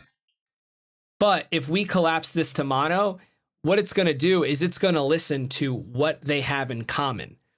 So they don't have anything in common because they're completely opposites of each other. So if we turn on mono, you're not hearing anything because there's a complete phase cancellation happening. So a lot of people think that panning is moving things left and moving things right. And what mono is taking the left and right and collapsing. It's not collapsing anything. It's just listening to the mono channel, which is everything that is completely in phase with each other. So another really awesome lesson to listen to is if you have, let's go ahead and we're going to do this again. Copy oscillator A to B. If we turn this utility off and we play, oops, hold on. We're going to pan oscillator A to the left, oscillator B to the right. If we go up to this pan knob, the pan section in on the Ableton track, if we pan this to the left, you'll hear the saw wave start to go to the left. And let's actually group this, and we're going to put the imager on the group. And if we pan right, it's moving the sound to the right. But what a lot of people don't know is that it's not actually moving anything. This is just turning the volume of, when you're panned to the right, all it's doing is turning the volume of the left all the way down. So you're not actually taking this sound and moving it back and forth throughout the stereo space. You're not moving it. You're just turning the if it's panned to hard right, you're turning down the volume of the left. So it's appearing that it's only coming out of the right side. So there's a way to test this. Oscillator A is a saw wave. Oscillator B will be a sine wave. So the sine wave is panned all the way to the right. The saw wave is panned all the way to the left. So if we listen, what should be happening if we pan it is it should take the entire sound and shift it to the left and the right. But if we pan all the way to the left, you're noticing that it's only the saw being played. And if we pan all the way to the right, you're only hearing the sine wave. So that is a really big misconception on just how stereo works, how panning works. It kind of like blew my fucking mind because I really thought that like the auto pan was like moving everything across the stereo space. But if you put an auto pan on this and we turn it up,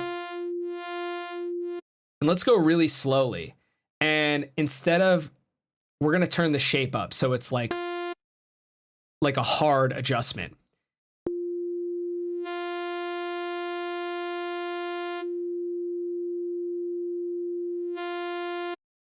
It's not panning. It's just modulating the volume.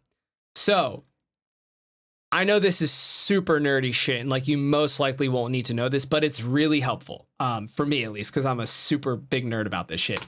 So the way you can actually change that is if you right click on this C and you click select split stereo pan mode.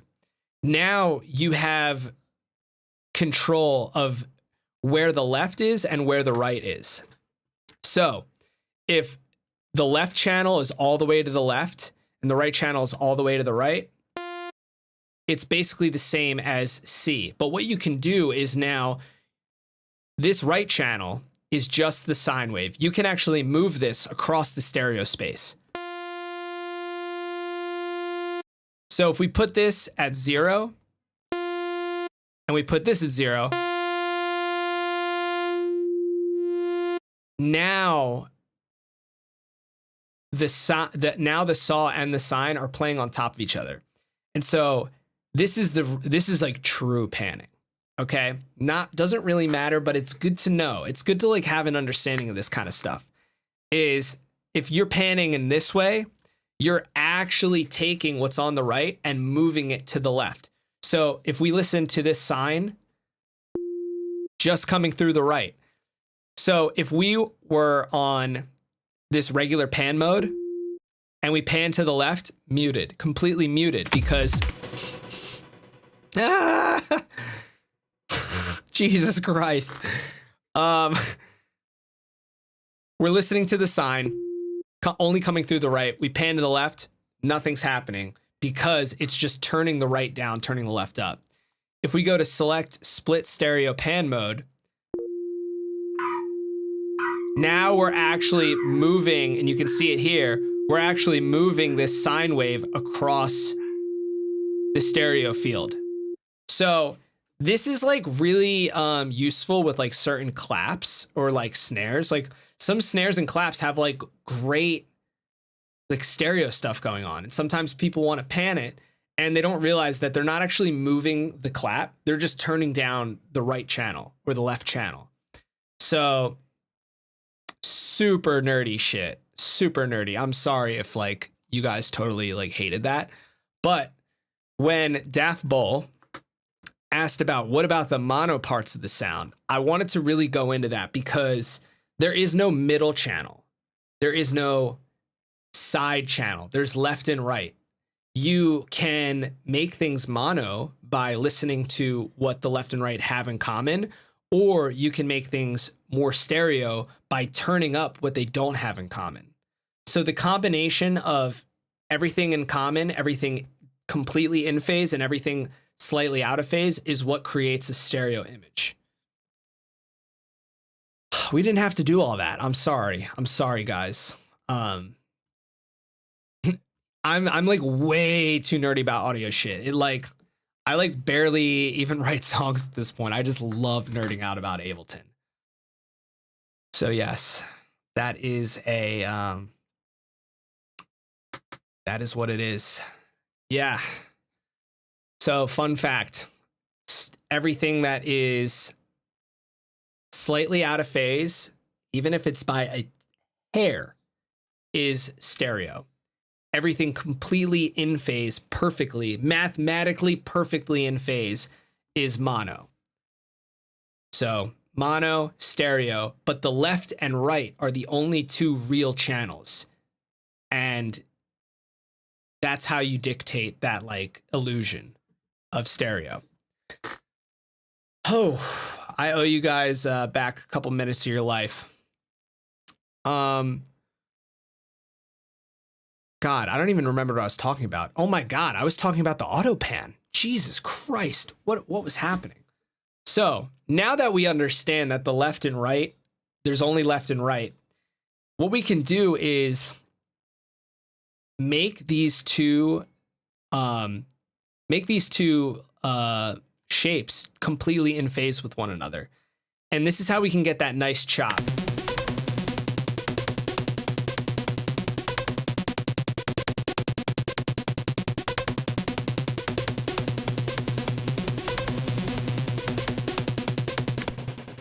It just sounds really good, and I really like using the Ableton Auto Pan.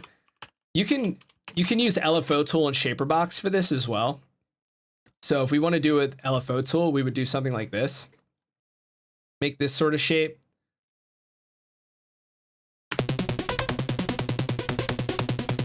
And LFO Tool is really great for that. Sometimes what I just don't like is if I take a plugin like Soothe 2, which introduces latency, you can see that the waveform is now pushed. So then what I have to do is adjust the phase.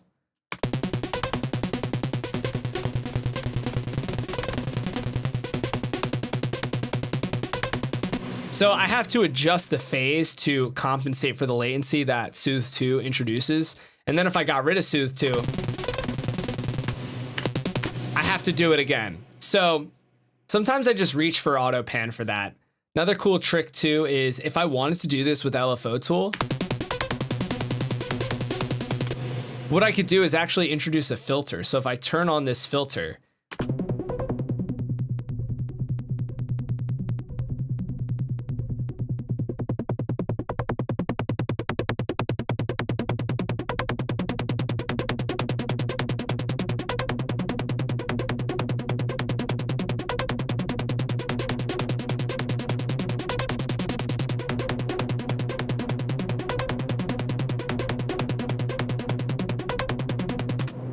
and what's cool is maybe we want to volume modulate with this kind of shape. So if we go back to 0.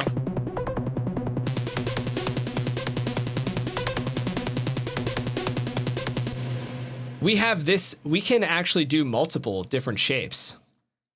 So maybe we want to do some sort of like attacked filter like this.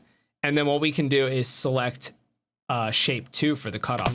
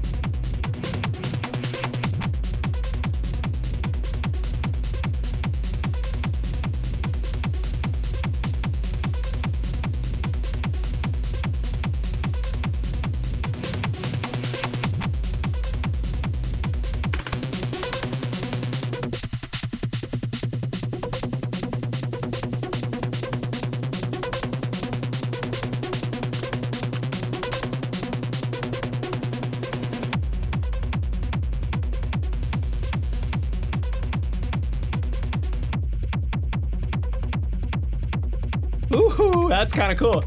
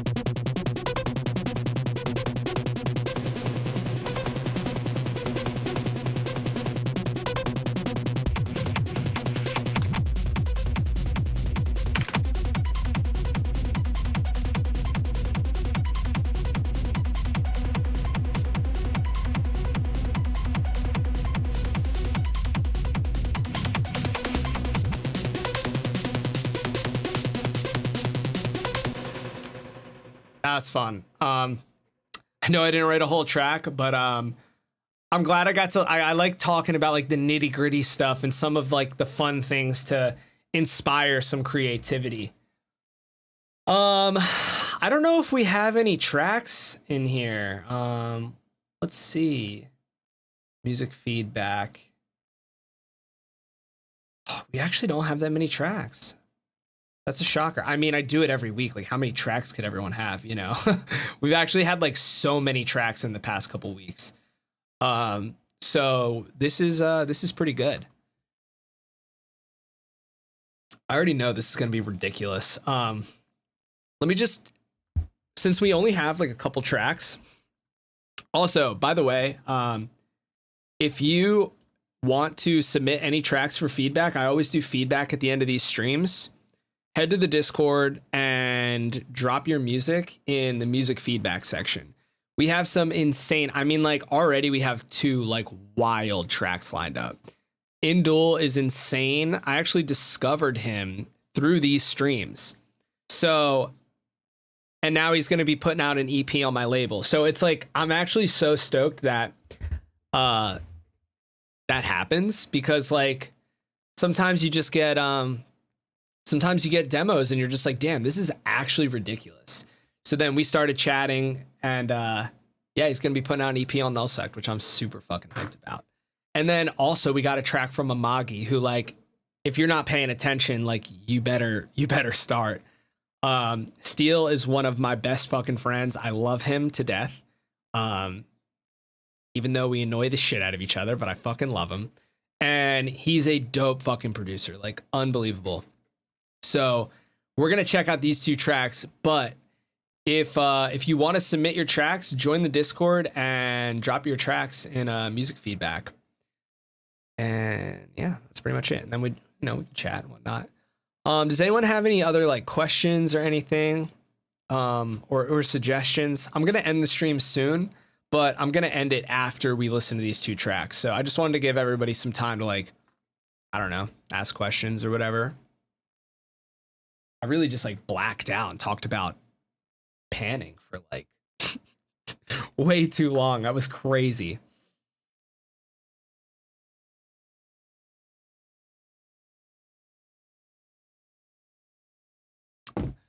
All right. So I think that's I think I'm just gonna head right into the wait, hey, can you make a kick like David Strasser out of order? Let's see if we can pull that up. David Strasser out of order.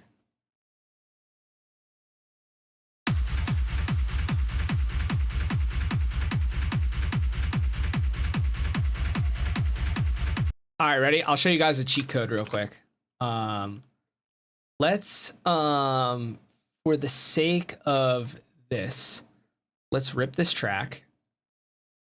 Actually, you know what? Let's fucking buy it. Let's buy it. I don't want to support that kind of shit. Cut that. Out of order. Let's buy this track. Shit, wait, I'm logged into the sect. All right, let's log in real quick. I'm gonna show you guys a really cool fucking trick.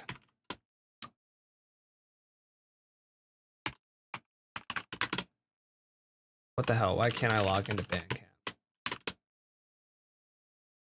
Why can't I log into Bandcamp? Beautiful cat. Oh, my cat is incredible. Centipede. Psst, psst.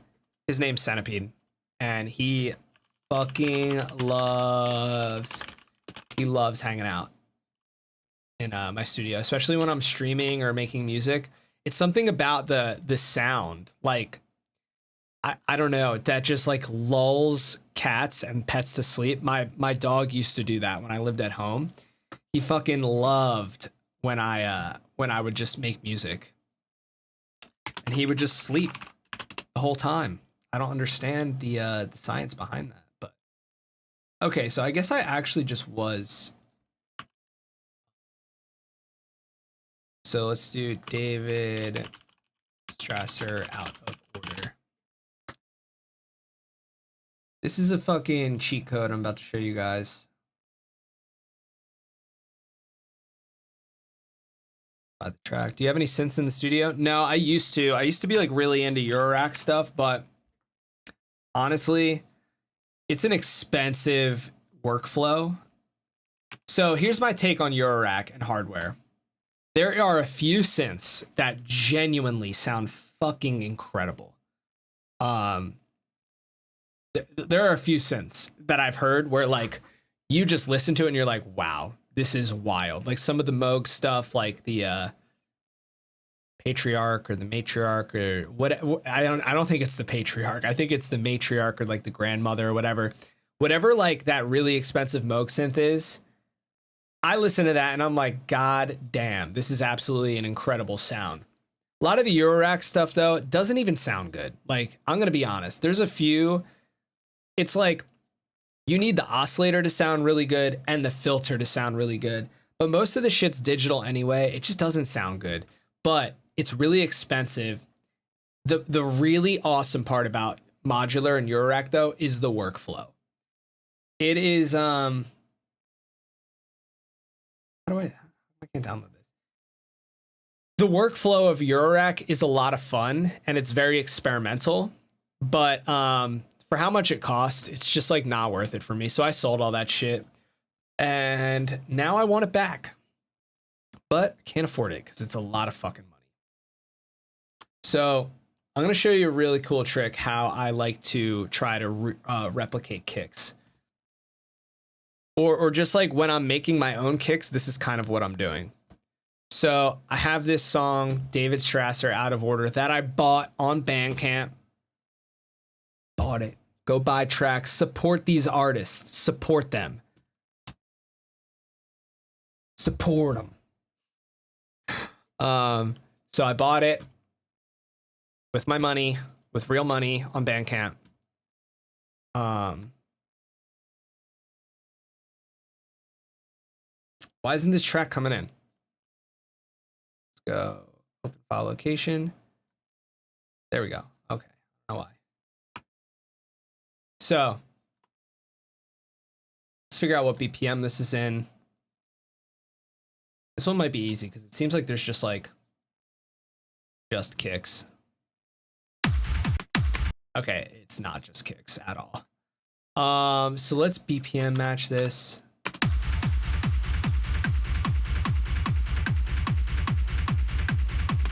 So I have this rack. It's called Kick Stealer. I made this before I started Raveyard, and it's actually for sale on my Hellbound site. I don't think I want to put this out for Raveyard. I think it's actually like, I think there's a line and I don't want to make a plugin that steals people's kicks because listen to this shit when I have this off. So.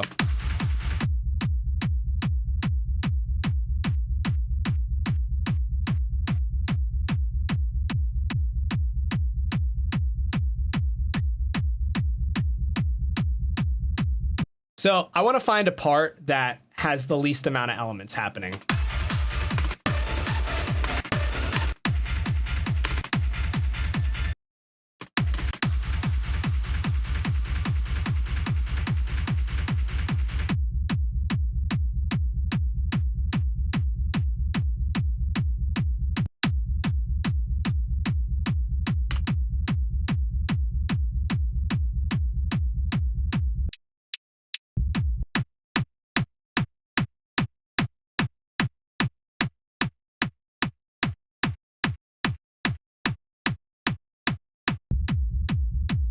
Okay, that's how you make the kick. No, I'm just kidding. Okay, so basically how this works is I'll recreate it real quick for you guys. So you get a multi-band dynamics. Make sure that there's no compression actually happening. You're gonna group it, show/high chainless, open this up, duplicate it 3 times. We're gonna call this high, we're gonna call this mid, we're gonna call this low. And then what we're gonna do is for the low, we're gonna solo the low. So if we solo this, for the mid, we're gonna solo the mid. And for the high, we're gonna solo the high. Oh, for the high, we're gonna solo the high. Now, if you know anything about, that sounds like a really asshole way to say it. So, you can actually steal any kick out of a track by multi-band splitting. So what I want to do is when we listen to the low, we hear that low rumble. So that's fine. I'm not even really worried about that. But what I want to try to do is isolate the kick from the mids and the highs. And so how I'm going to do that is I'm going to put an LFO tool on each one of these channels, the low, the mid, and the high. So for the low, let's just work on the low real quick. What I want to do is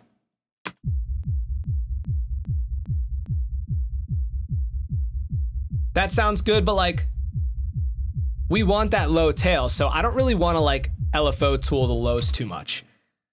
Let's copy this onto the mid. And what we want to do for the mid is make a shape that is descending, but a lot faster. So if we solo the mid,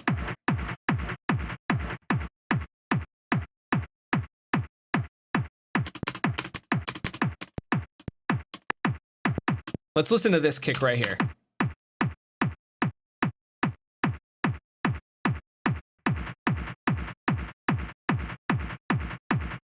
So that's the mid solo. And if we go to the high, let's go ahead. We're going to duplicate this LFO tool to the high. And we're going to make this one really short.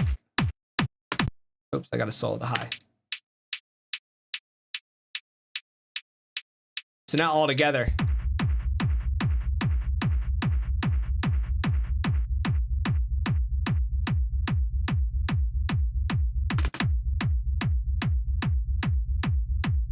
So then we can resample this.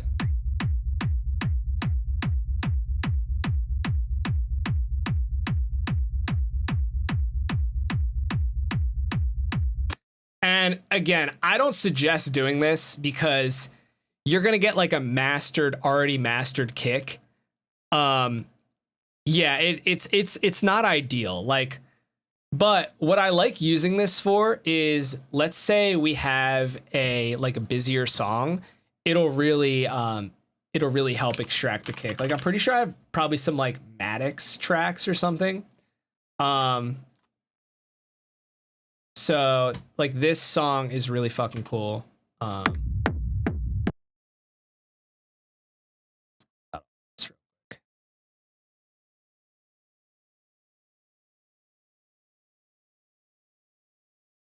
think this track's like in 150.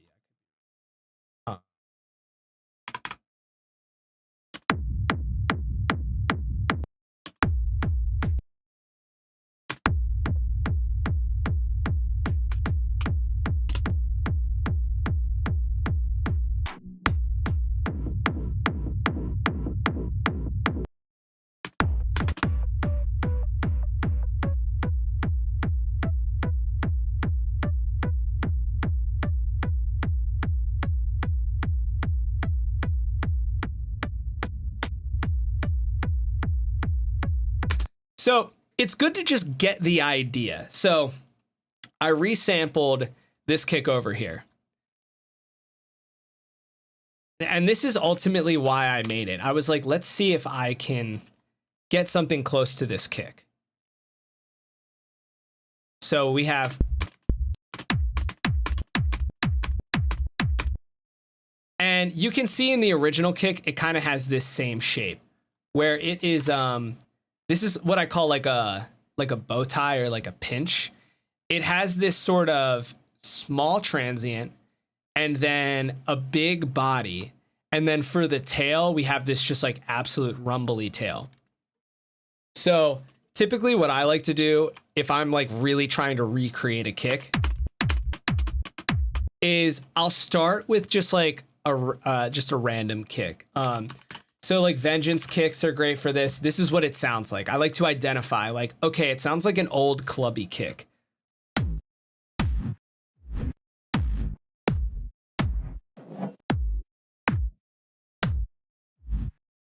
And honestly, he might just be using this. So it's like, it might not be as crazy.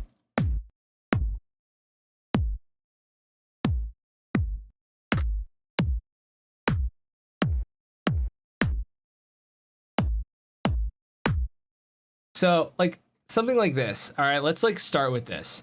We can start like morphing these kicks together. And I kind of did this when I was making the industrial techno kick, is by combining these. So also what you can do if you really want to hear things on like a dialed level, you can highlight a certain section. And if you hold control and hit spacebar, it'll only play a certain section.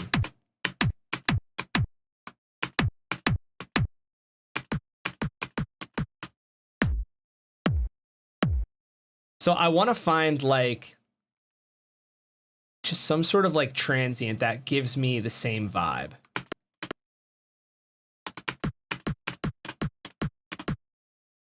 So the transients you can stack up a bunch, but let's try to find something that gives me the vibe of this kick.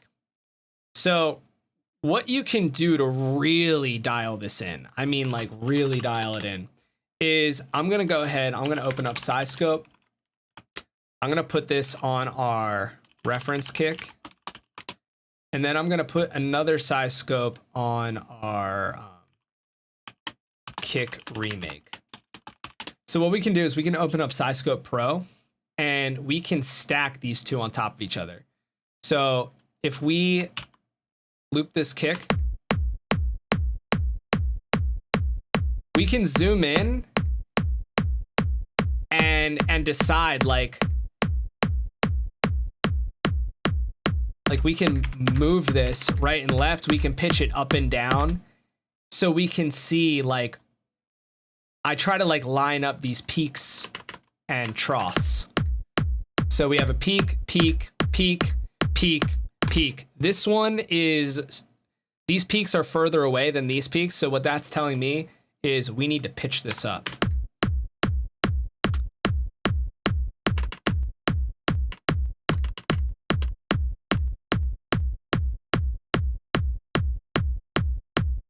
So we have peak, peak, peak, peak, peak. We need to pitch it up again.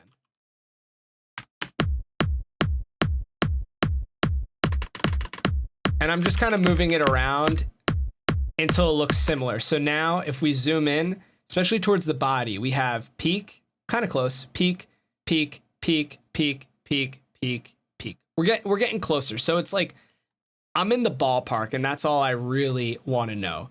So now that I know that, I can look and say, these are kind of similar, but like this area right here is a little louder. So maybe what I want to do is consolidate these two together, and let's just turn down the volume of this part. And then we can fade these two together. But now we're missing a lot of that character.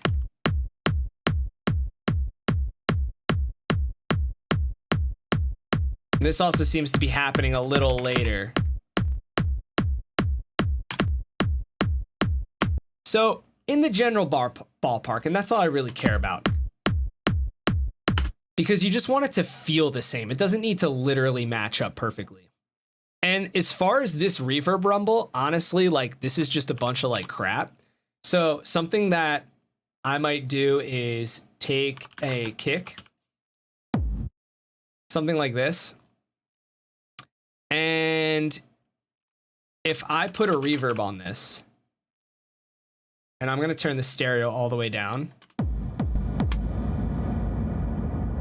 and I'm going to high cut this and dampen that. If I freeze this, flatten it, now you can see that we have a bit of a rumble thing going on here. So what I want to do then though is just by looking at it,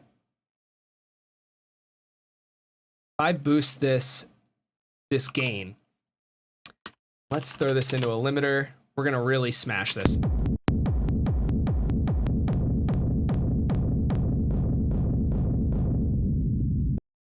And I mean, I really want to smash this. And let's freeze this. Let's flatten it. So now if we look, we have this crazy waveform here. And this is what like reverb looks like.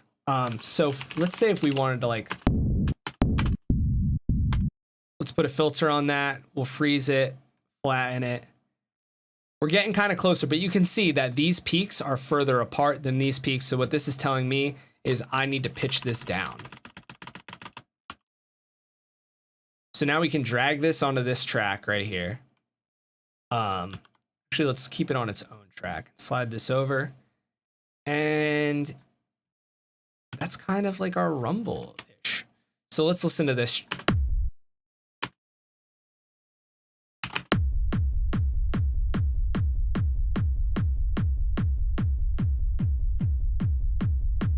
If we open up SiScope,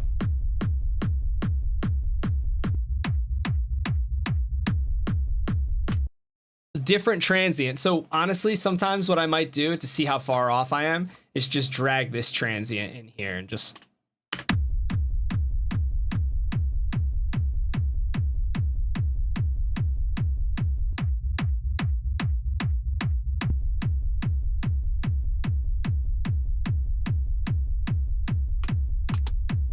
and you can throw a bunch of different like sounds in here, you know?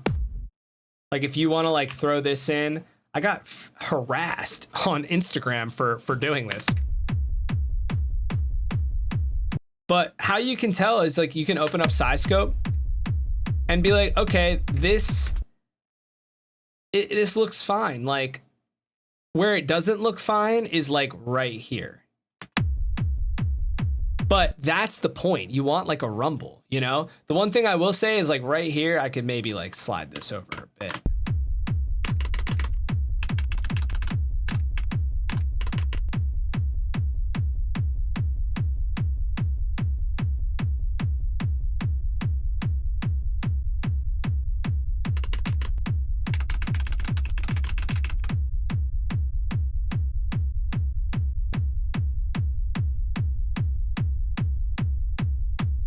So basically what I'm trying to do is move this around until the waveform lines up.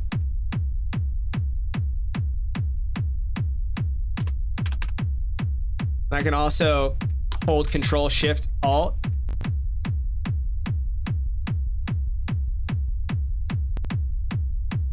Just slide this around. But like, look at this. This has like a literal moment where it's complete silence. You know, so it's like not that big of a deal. If it sounds good, it sounds good. Again, on a large system, yeah, like maybe this little moment of silence won't be that great, but then we can volume match it. And if we were to resample this,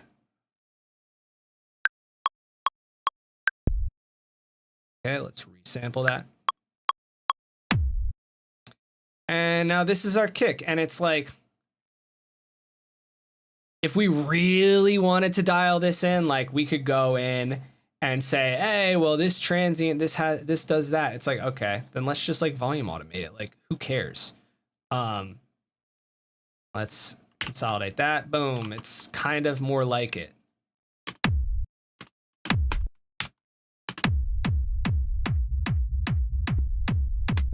And his actually does sound like this part is like a bit higher pitched.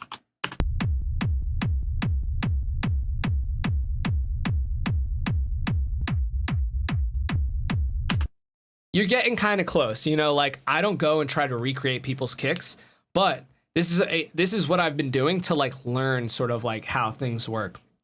So hopefully that's helpful. I know it's like crazy. Why isn't this, I know it's kind of crazy, but like it, I don't know, it works for me. That's like kind of how I do it. Boom. So yeah, that's how you can sort of recreate kicks. Another good thing to use is there's this plugin called Vision 4X. And it will sort of show you a heat map of what your kick looks like. So you can see our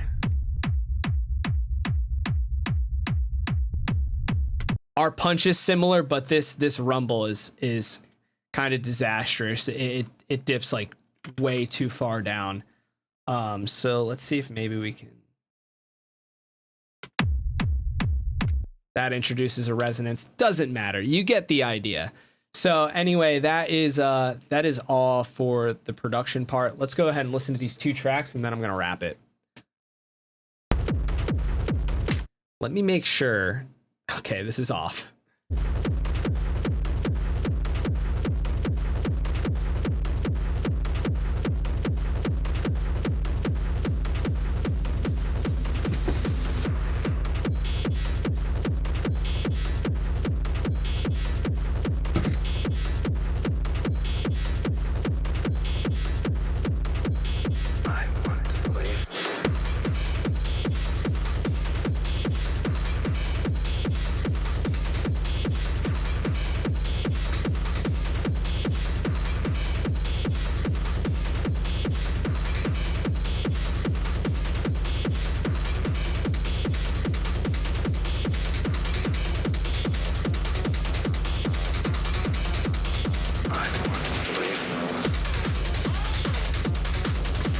Ooh!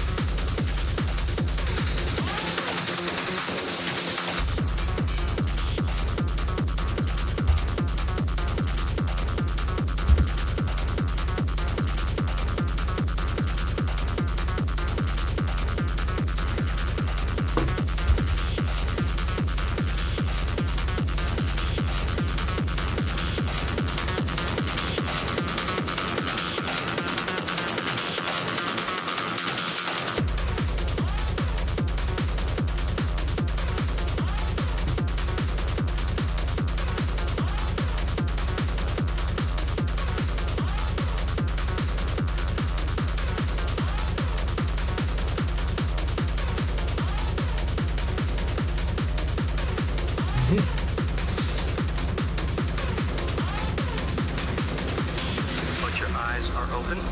Yeah, they're open. Nothing's happening. Try turning your head. I can't. Why not? I don't know. I can't. So I don't. I just lie there in bed. Can you see your sister? No. But I can hear her. What is she saying? She's calling out my name over and over again. She's crying out for help, but I can't help her. I can't move. Are you scared? I know I should be, but I'm not. Do you know why? Because of the voice. Voice? The voice in my head. What's it telling you?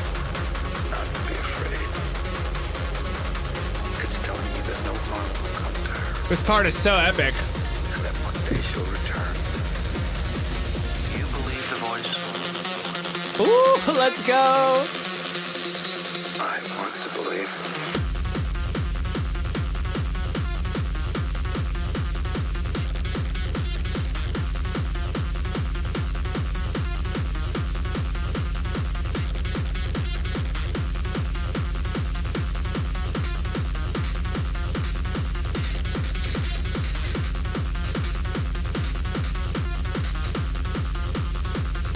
I want to believe.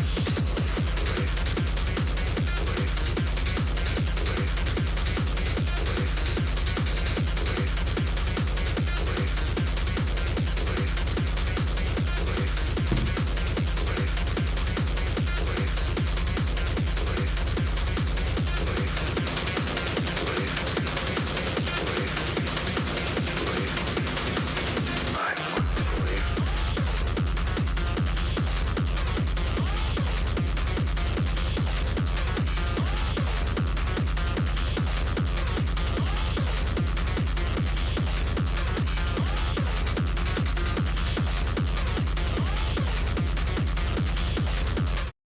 Yo, this song is fucking crazy. Also, J Dot, I just saw your comment.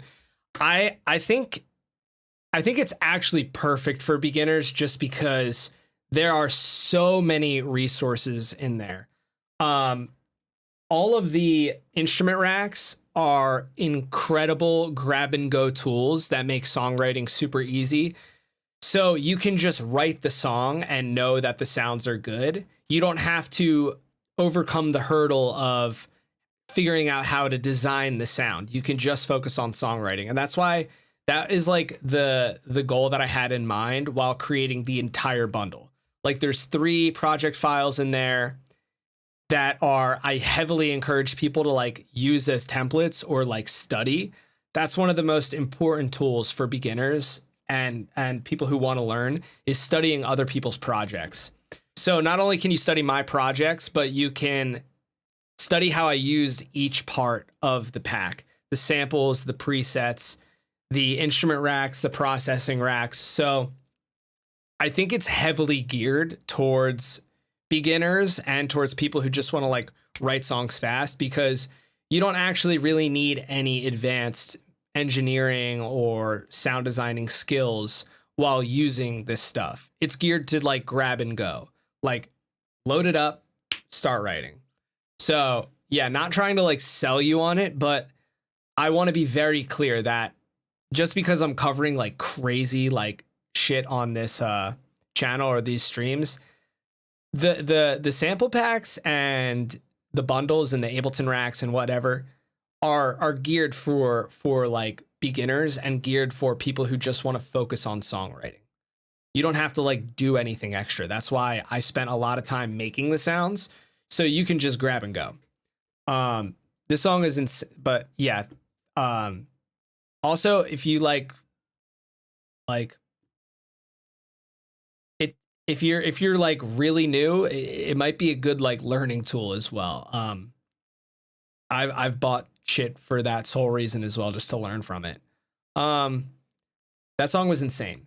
Let's listen to this next one. This is by Amagi.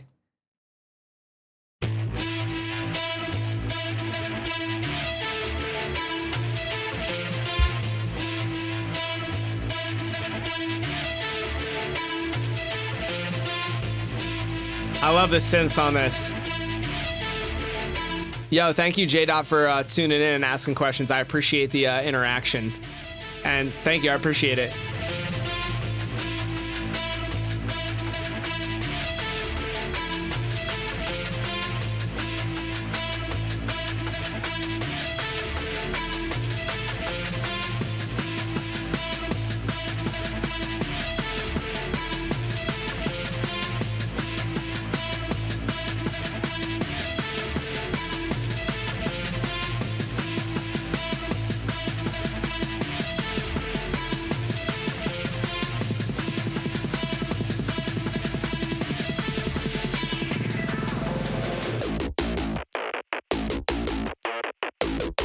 This part is so sick.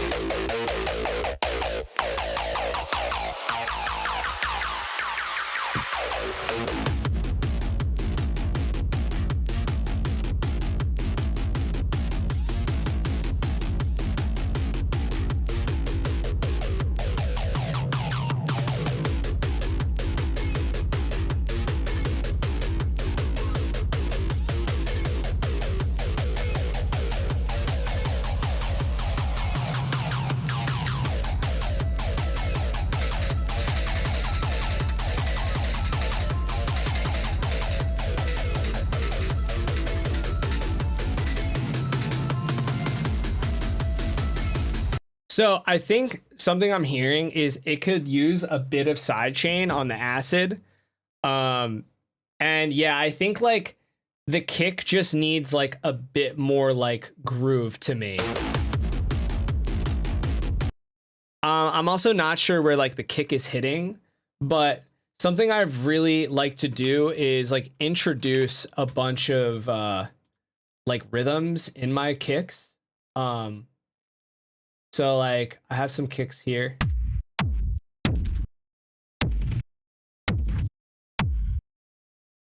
Even if it's like some sort of like pump. Where am I? I want to go 150.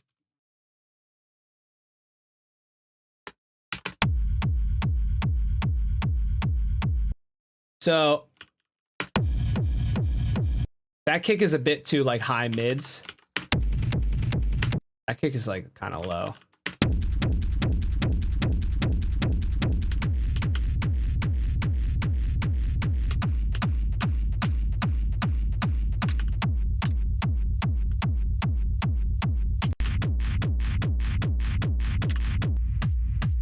So let's say we have a kick like this. That has like a crazy like low end and a rumble. I've showed you this trick a million times, Steel, but having that groove like baked into the kick is nice because you can always go to like a filter, turn the filter down, the envelope up.